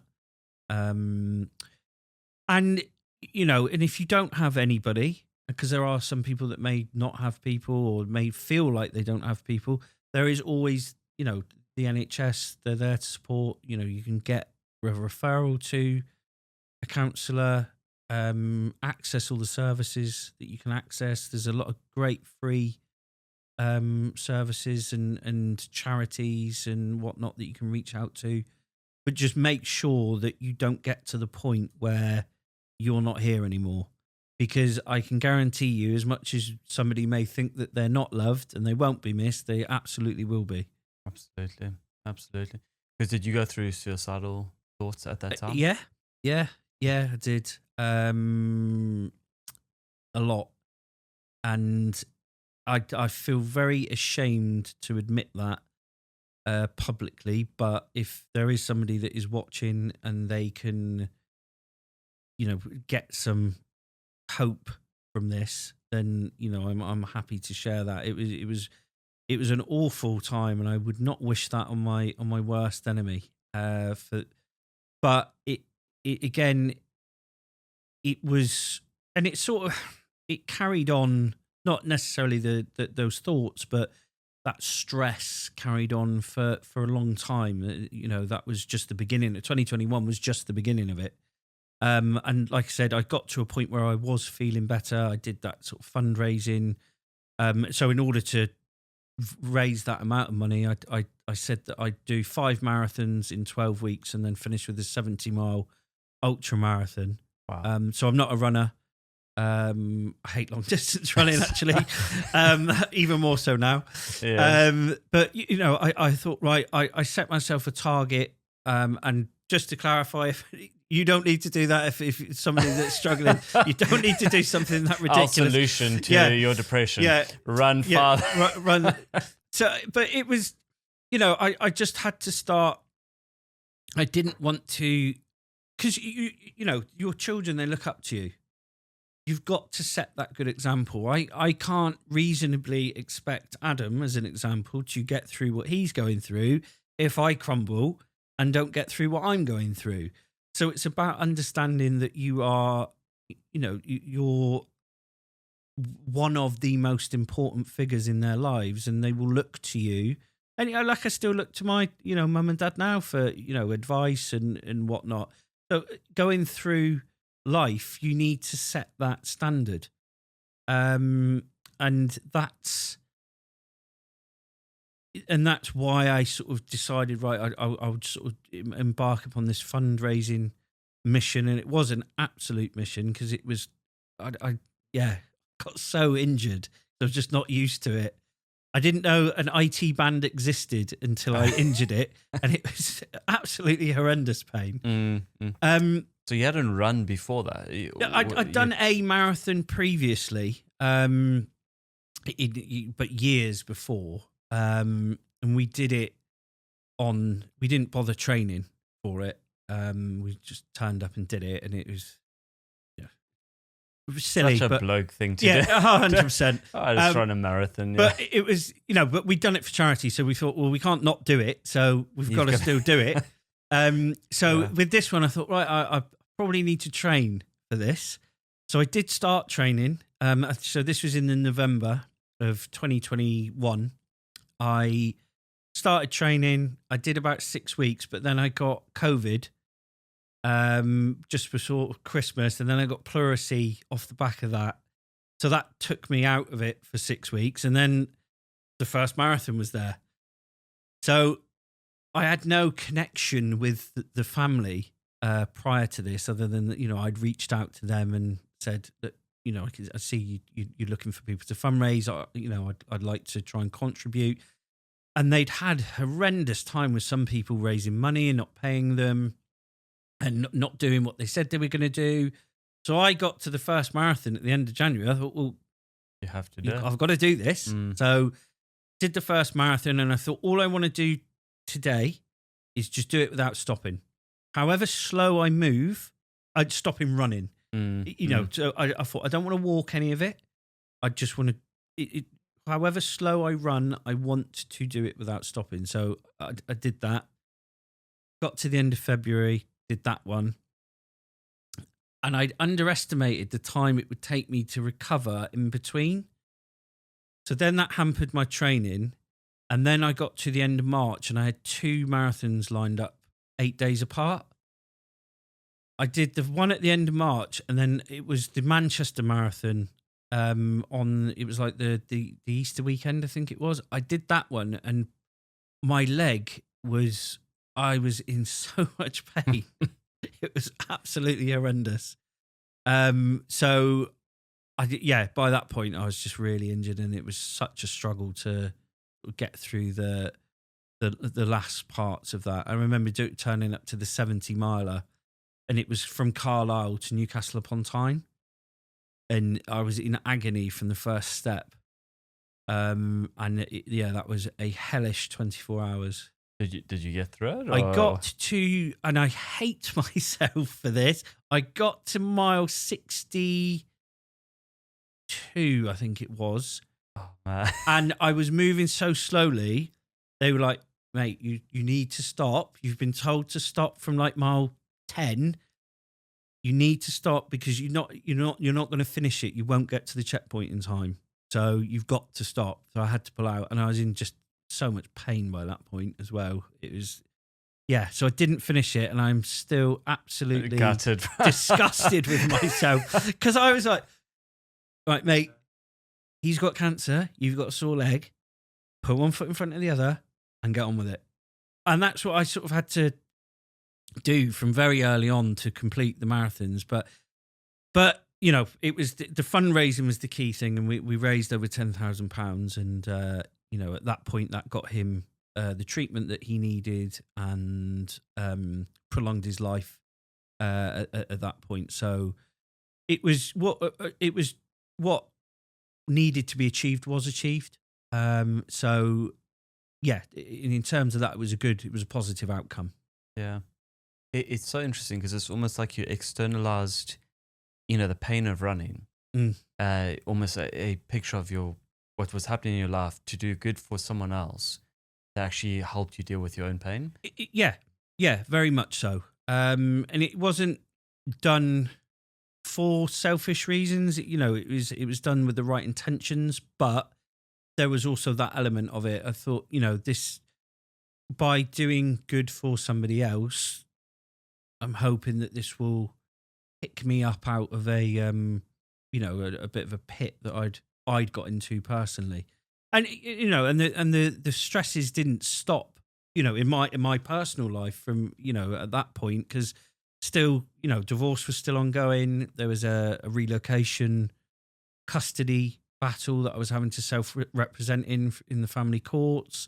And, you know, as dads, we hear all the horror stories about the family courts. In favor of the moms, normally? Is that, I think it's I don't want to call it a common misconception, but historically it's been a bit, you know, if you're a dad, it's not going your way in the family courts. But actually, in my experience, the judge was, you know, very compassionate, you know, made sure that I understood what was going on.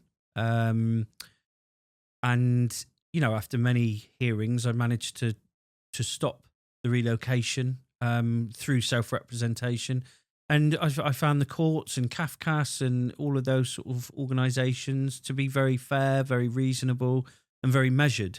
And I think really from what I hear, that the family courts are changing their stance on these situations. And had it been 10 years prior to that, I don't think I'd have stood a cat and hell's chance. But, you know, in current day, I do think that the courts are starting to look at, you know, both mum and dad and what's, you know, truly in the best interests of the children. Kids, yeah.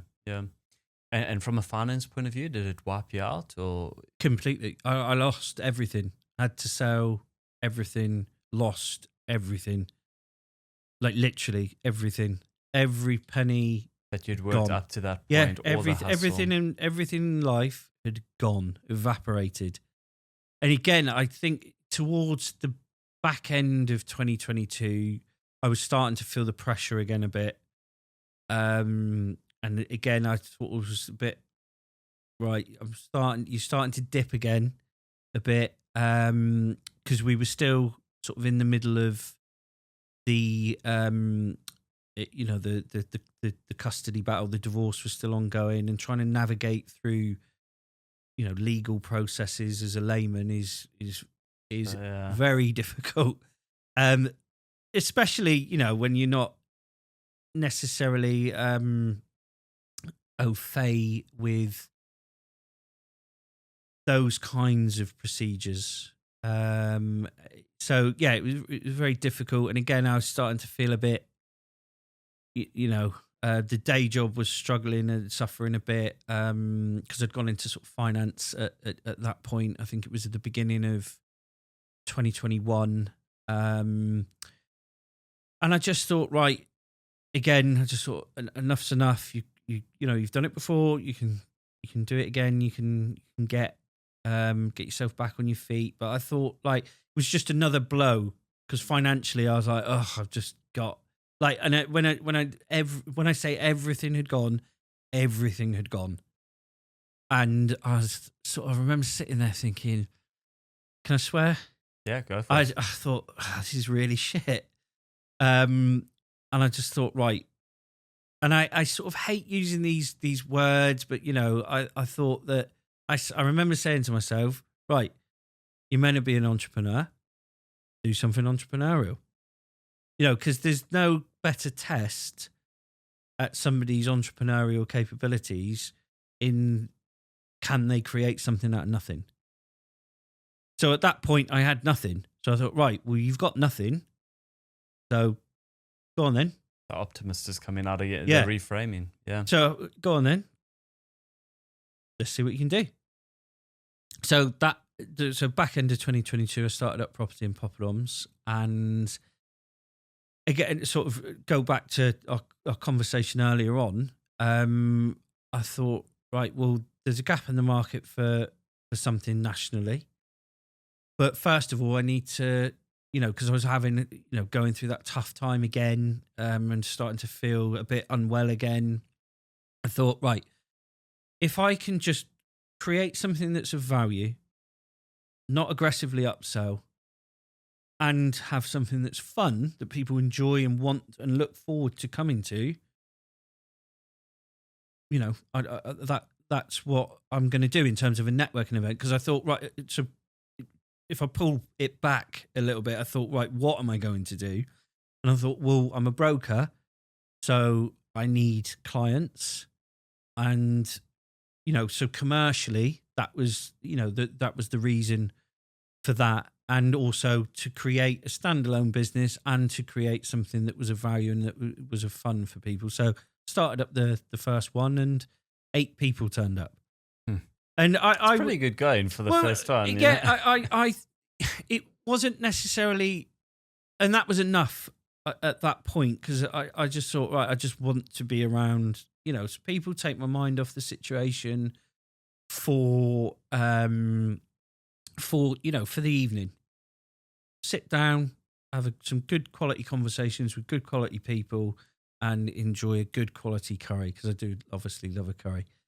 And that was the first one, and that was where it all started, and that was in Stoke-on-Trent. And from that point, it was started to snowball very quickly. That's quite impressive, because I didn't know that part, in terms of you still in the middle of this like dip up. I think for guys that's frustrating to understand, because if you're like me, you think you want to fix something, move on to the next thing. Sometimes mentally, I don't think people realize it's not that simple, and I've got close friends who really struggle with their mental health, and I've seen people go through breakdowns, close to me. And I find that so hard, and being supportive in that. But I think for you, you weren't waiting for the ultimate fix before going, and in your imperfection, of the moment that you're in, you're like, oh, I'm going to do something. And I think a lot of people find themselves in those places. When I talk to entrepreneurs, I talk to people wanting to get into business, say they're almost waiting for the perfect conditions to start. Never going to What could happen. you say to them? Never. The perfect conditions. No, I think that in my experience, getting started is better than waiting, because it's never going to be perfect. It wasn't perfect then. It's not perfect now. You're never going to reach that point of perfection, or at least I won't, because I'll always be striving to get it better. So even if it was the most perfect business it could ever be, it still would not be perfect in my mind, and I would still try to to better it. If somebody is thinking of doing something, my advice is do it.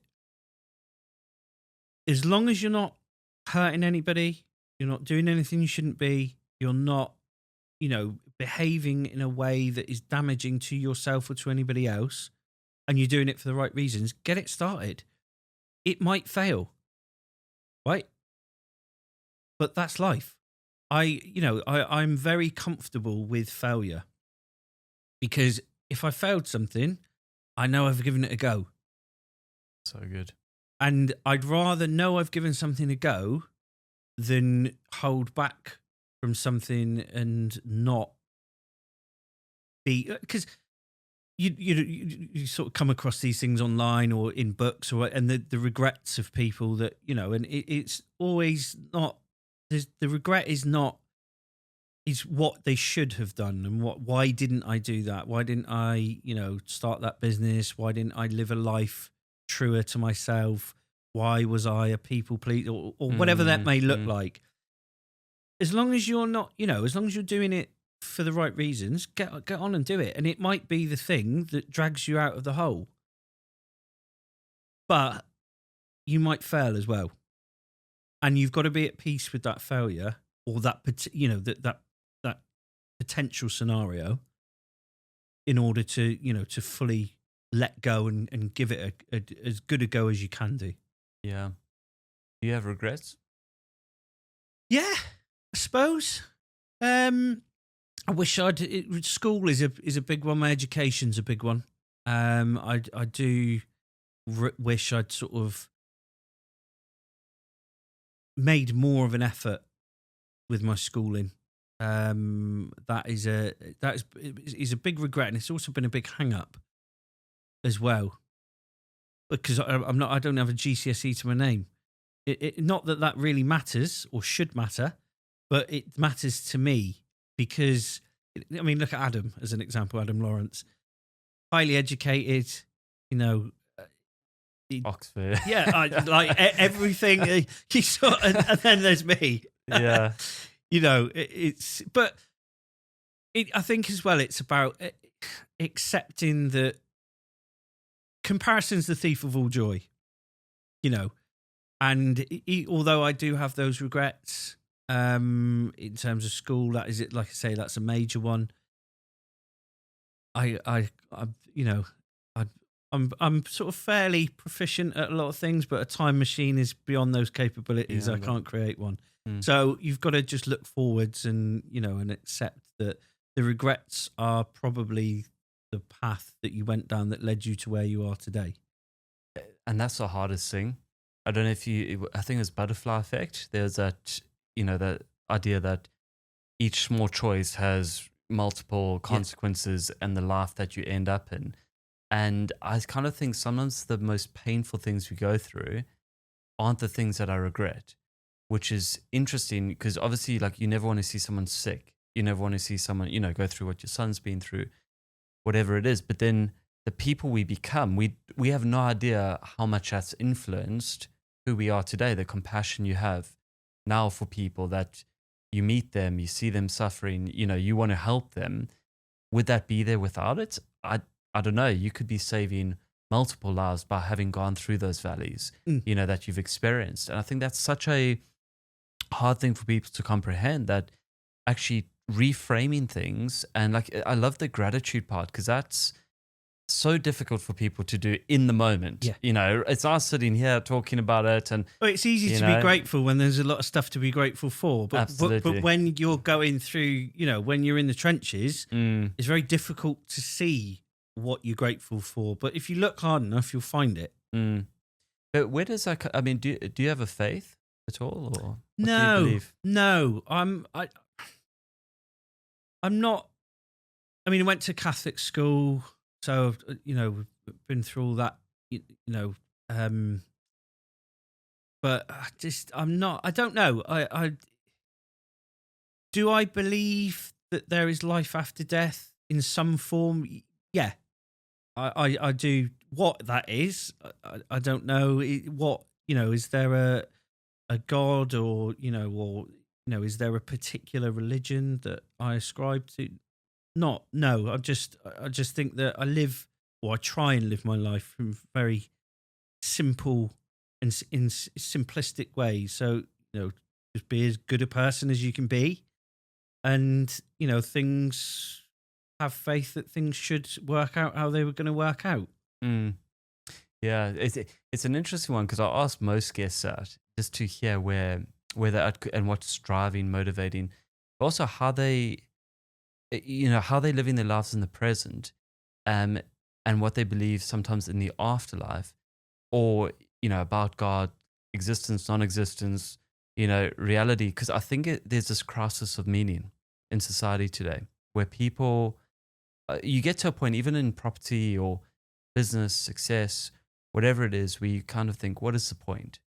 And when you think of the philosophies, and a lot of investors, I always say to them, I'm like, hey, we're investing our lives in this earth, or on this earth, in something or a belief system.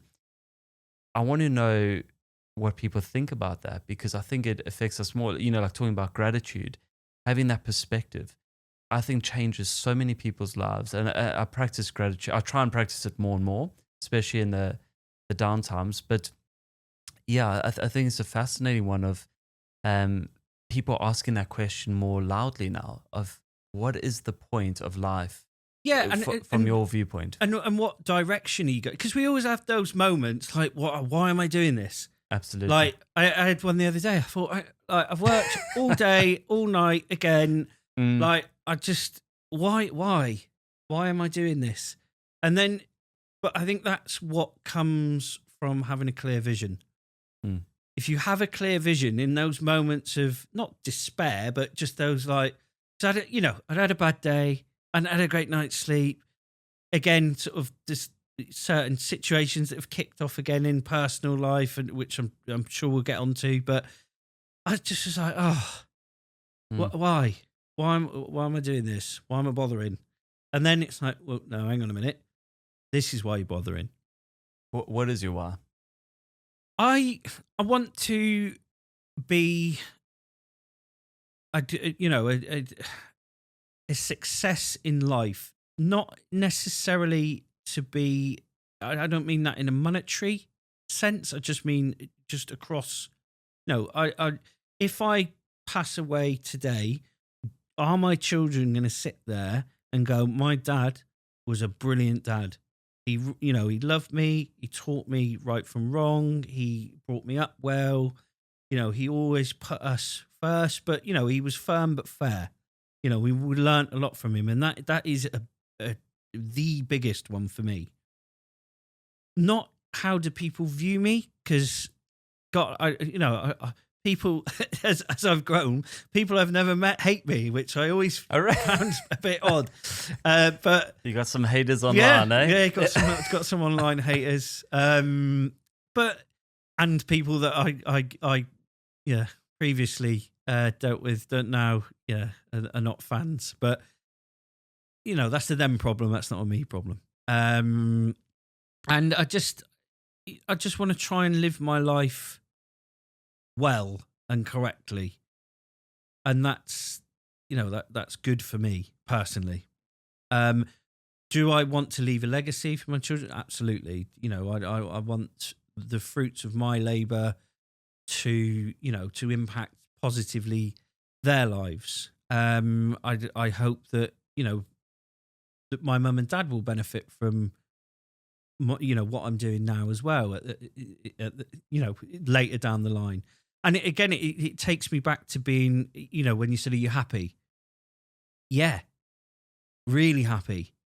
Even though there's other situations that previously made me unhappy going on today, I'm happy today because I've now been through that phase and I know how to sort of frame it, how to deal with it, how to get on with it.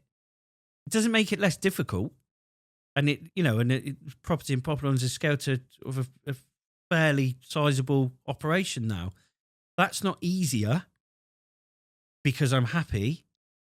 It's just better because I know how to deal with it, and I've gone through those darker times. And I think, well, you've gone through that, you can get through this. You can get through anything, whatever that may look like. Yeah, and I think that's that resilience to know that you're gonna be okay.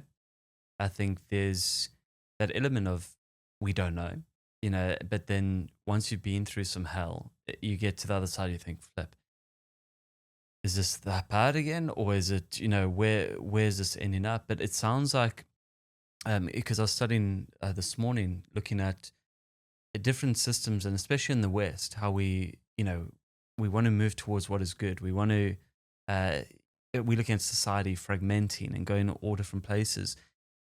But I think a lot of the time our family units define what success is. It almost sounds like your dad, that you want to leave that for your kids to, there, and those role models, when they're not around, I think that's when society gets into a place of chaos. Yeah. Because we all want that. I didn't have a father, but I have men in my life that have impacted me, set an example, set a degree, but that's where faith for me has been important.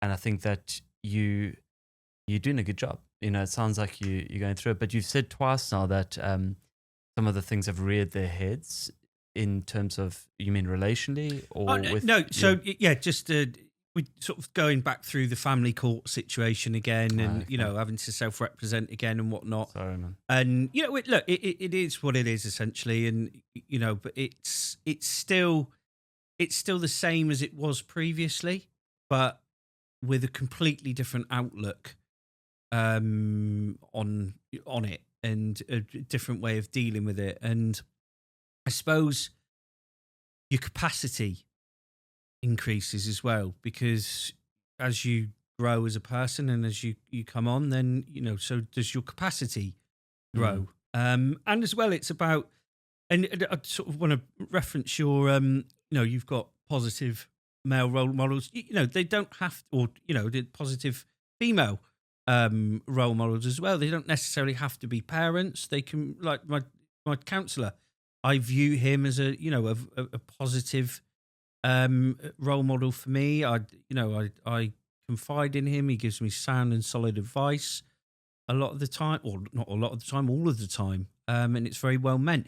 Sometimes it's a little difficult to hear, but sometimes that's what you need. Straight. He just goes, yeah, he's a very, yeah, but it's always delivered with care and compassion. And it's never, you don't get dressing down or anything like that, but it's sometimes like, look, pushing you to answer difficult questions about yourself, because the more you can come on, the better you are as a whole. And the more positive influences you have on those around you, your children, people you work with, people you come into contact with, your friends, family. So it's very important that that everybody and anybody continues down that road of self-improvement. What's been the most life-changing advice he's given you, or question that he's asked you? I've never. It's been I think the situation with him is, it's been a slow and steady wins the race.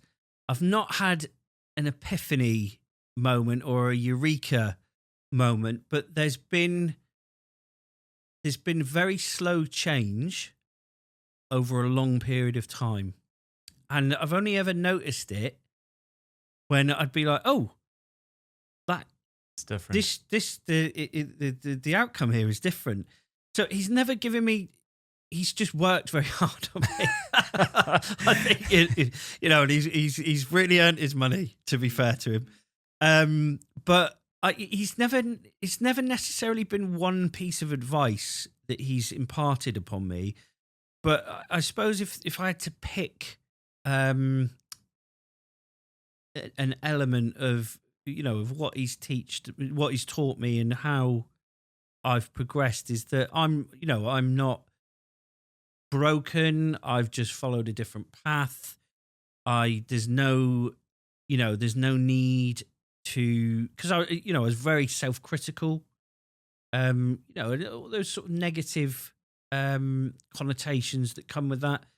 And I'm not like that anymore. And I still slip into it every now and again, but it's about noticing that you're slipping into these old habits and bringing yourself out of it. So, he's really, I've come on really, leaps and bounds because of his guidance. So good. I always think that the gift counseling gives us is the gift of self-awareness. Yeah. That we can give to others. Because when I'm self-aware, sometimes I walk in the office here, Katie and I work from this office, and sometimes I just need to say, hey, just so you know, I'm not feeling too great today. I might be a bit short or whatever. It's not you, it's me. So it's that gift of, to the people around us, I find it builds such a better culture, atmosphere, just to be aware, okay, this isn't someone else's issue. Because sometimes when we're down, we want to project that onto, everything around us. And I think for men especially, I didn't think we were going to go this deep this way. Obviously, we don't know each other that well. I feel like I know you a lot better now, but there's this element of men talking, getting, out there, doing the hard work, and ladies as well, especially in this business world where we taught to just be positive, optimistic, is facing yourself in the mirror and doing the hard work and knowing, especially for business folk that want things quick, this is one area that I found it isn't quick, and committing yourself to the process and the journey and enjoying the process and being, submitted to it. And this leads me back to your question. Are you happy? You've got to be happy with that process. I actually feel like I'm happier with.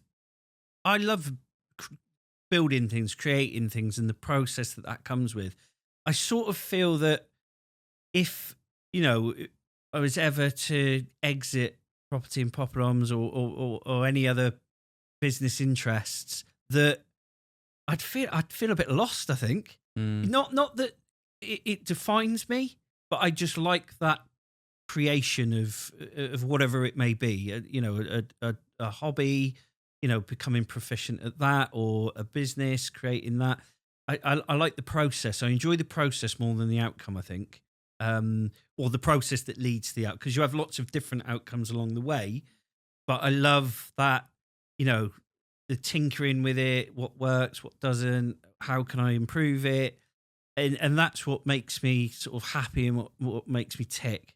Absolutely. I think Tony Robbins said it, that life is growth. Yeah. So if you stop growing, you're actually dying. And I think that is so true. How many people retire and then they're dead within 2 years? Yeah. Because they've lost that purpose, that contribution side. And I've said to people now, they're like, why do you keep, because we pushed ourselves this beginning of this year almost to the brink, where I was like, okay, this is probably our max. Like, we need more staff. We've just done some hiring. But people ask me why. I said, well, every property now is not for myself. It's how can we make an impact in someone else's life? Because I know how many kids we can feed, in the country I'm from or whatever. I thought that makes me more excited, in this next chapter of contribution. But it's this happiness question.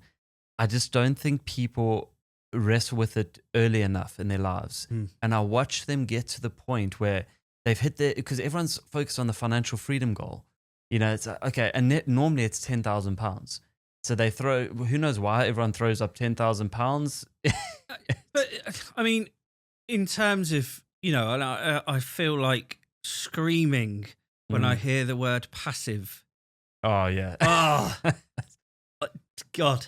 Mm. It's not. Is it not? Property is not No, passive. I know. Sorry, newsflash. Content warning. It's not. It is. It really isn't. But that's. I don't want something to be passive, like, and I don't want something to define me either. Because I think with your point about people, they get to retirement and then they've almost lost their identity.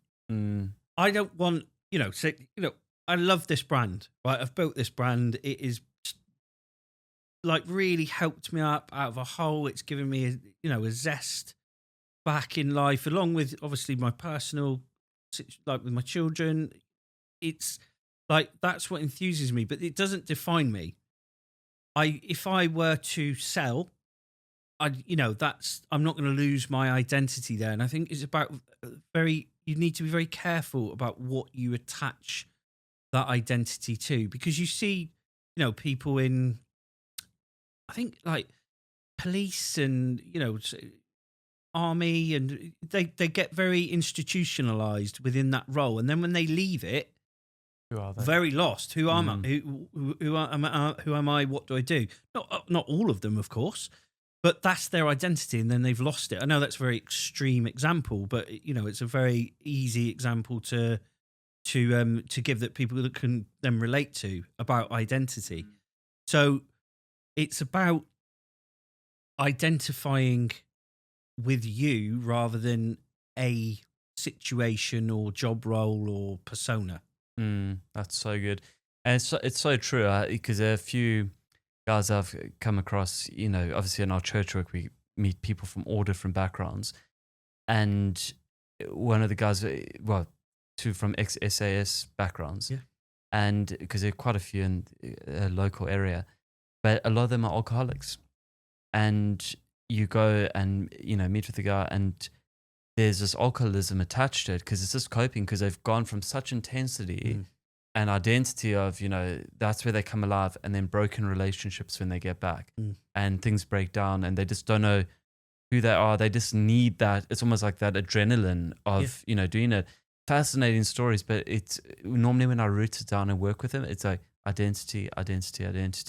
And where do they put that? Because it's hard, in this day and age to have an identity and being a human being, not a human doer, and not always having to do to be validated in who we are. Yeah, and it must be awful to go, from those, situations that they're put in to then have to deal and cope. Because I've got friends that have been in the army, very, very close friends, to a man, have PTSD. Some cope with it more than or better than others, but they, the ones that have and that do cope with, in my experience with them, they've gone down that counselling road and they've really worked hard on themselves. But it depends, obviously, what level of of PTSD and how ill that they become, and like you say, how they cope with that. Some will turn to alcohol, some will turn to drugs, or antisocial situations. And my heart really goes out to them because they've represented, our country, and I don't feel that they've had the care and attention that they deserve and should demand upon repatriation. Absolutely. James, there's so much more I want to talk to you about, but I think trying to bring this to land, property and poppadoms, how big is it now? Because that's end of 22. Yeah, so started in 2022, November 2022. Just a quick timeline, I suppose, through it. During 2023, it started to gather steam. People were coming from all over the country to Stoke-on-Trent on a Wednesday evening for a curry and that some is a miracle. Chat. Yeah. You have to believe in God after that. Like you say, it's a great place, but possibly not a place that you would rush to get to on a Wednesday. Then our first birthday event was obviously November 2023. Adam Lawrence spoke at that first event. and 100 people turned up to that. Yo, the fanfare, hey? Yeah, Mm. yeah. And I've been very, very grateful to him for his support throughout throughout its journey. And again, I hate that word, but or Mm. throughout its process, we'll call it. Um, they were very so himself, Rod Turner and Sue Sims. They used to run a business retreat, and they very kindly allowed me to sort of come along for the week in 2023 and just to map out what I wanted to do with property and poppadoms going forwards, and give me some clear direction. So I took on board their advice and sort of went into 2024 with 2 meetings. So we started another local one, the Cheshire East meeting, just to see if we had any operational problems that we needed to iron out, which we did. So I sort of got over those, and I thought, right, we're in a place ready to scale. We started scaling in January of 2024. We're very lucky to win the Blue Bricks Property Community of the Year award that year. Scaled throughout 2024, scaled throughout last year as well, and again very lucky to win the National Property Awards Networking Event of the Year. And then into 2026, today we've got 46 live meetings, 4 online, but we are launching another 8 in the next 8 to 12 weeks, I would say. We've got 2 international launches going on, and our products and services have obviously come on as our communities have asked for those services. That's incredible. That level of scale and that time, knowing how big some of the other competitors are, or networking events are. And I think that's just testament to your character and what you've built, because, some of the people, and it's funny, people that had talked about what you do before, I'm talking like probably a year or 2 ago, they said, oh, it's different.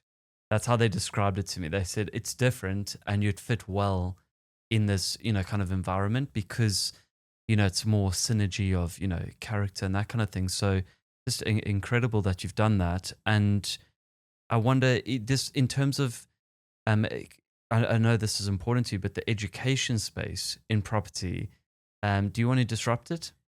Well, we've been so we've a lot of people have described property and poppadoms as a whole as being disruptive, but I in terms of the networking space, I think we were disruptive initially. Mm-hmm. Now we need disrupting. Interesting. Because if you think we're now the largest networking community in the UK, we've got the largest offering of meetings. We have the most people through the door on a monthly basis. We're now not the disruptor. In terms of the education space, and I did not want to go into it, if I'm completely honest with you. I had no appetite for it. But I underestimated the amount of people that were asking for that, and when are we going to do it? And I would always say, I'm not really interested in it. But then we had people coming through the door that were paying large amounts for courses, and it wasn't working for them for whatever reason. They were very upset. They felt that they hadn't had the value that they were promised. And I just thought, right, okay, well, how do we do that and stay true to ourselves and who we are as a community? So I thought it's got to be low cost. It's got to be high value. So we went about launching our masterclasses, and they're going to go down very, very well. It's not me doing the education. We facilitate the education, and we get the industry leading experts like Adam Lawrence, like Oliver Adams, in to help facilitate those days and give that value to the delegates. And they're going down. They've been very well received. That's incredible, and I'd encourage anyone watching, go along. Go and check it out. I presume online there's a website. We'll put the link. Yeah, so they can book on. So all the days are held in Stoke-on-Trent, at the venue that we very first started out at. So they're held there. We've got we've launched some national events as well. So our first one in January was sold out. We've got our next one on Saturday, May the 16th, at the Village Hotel in Solihull. I'd like you to come along if you wouldn't mind. Yeah, definitely. Yeah, please come along as my guest. I'd like to have you there so you can experience it, on a national basis. Tickets are selling well for that as well. We've got some great speakers lined up. We're going to announce those very, very shortly too. So we're looking forward to hopefully selling that one out again as well. I encourage people, get along to a property and poppadoms night, and I'll be doing the same. And I just want to thank you for your time. It's been a great conversation. I trust that anyone watching this, if you are needing to reach out anything, mental health wise, pop us a message on socials and we'll point you in the right direction. And James, I'm sure we'll have you on again because there's so many other things I want to discuss with you, but it's been an inspiring journey process. Yeah. But I've just really enjoyed chatting to you, and I look forward to building a friendship with you and seeing Likewise. how we can change many, many lives. Yeah, it's been a pleasure to come on and speak with you, and I hope obviously your audience gains value from it. I'm sure they will. Thanks so much. Thank you.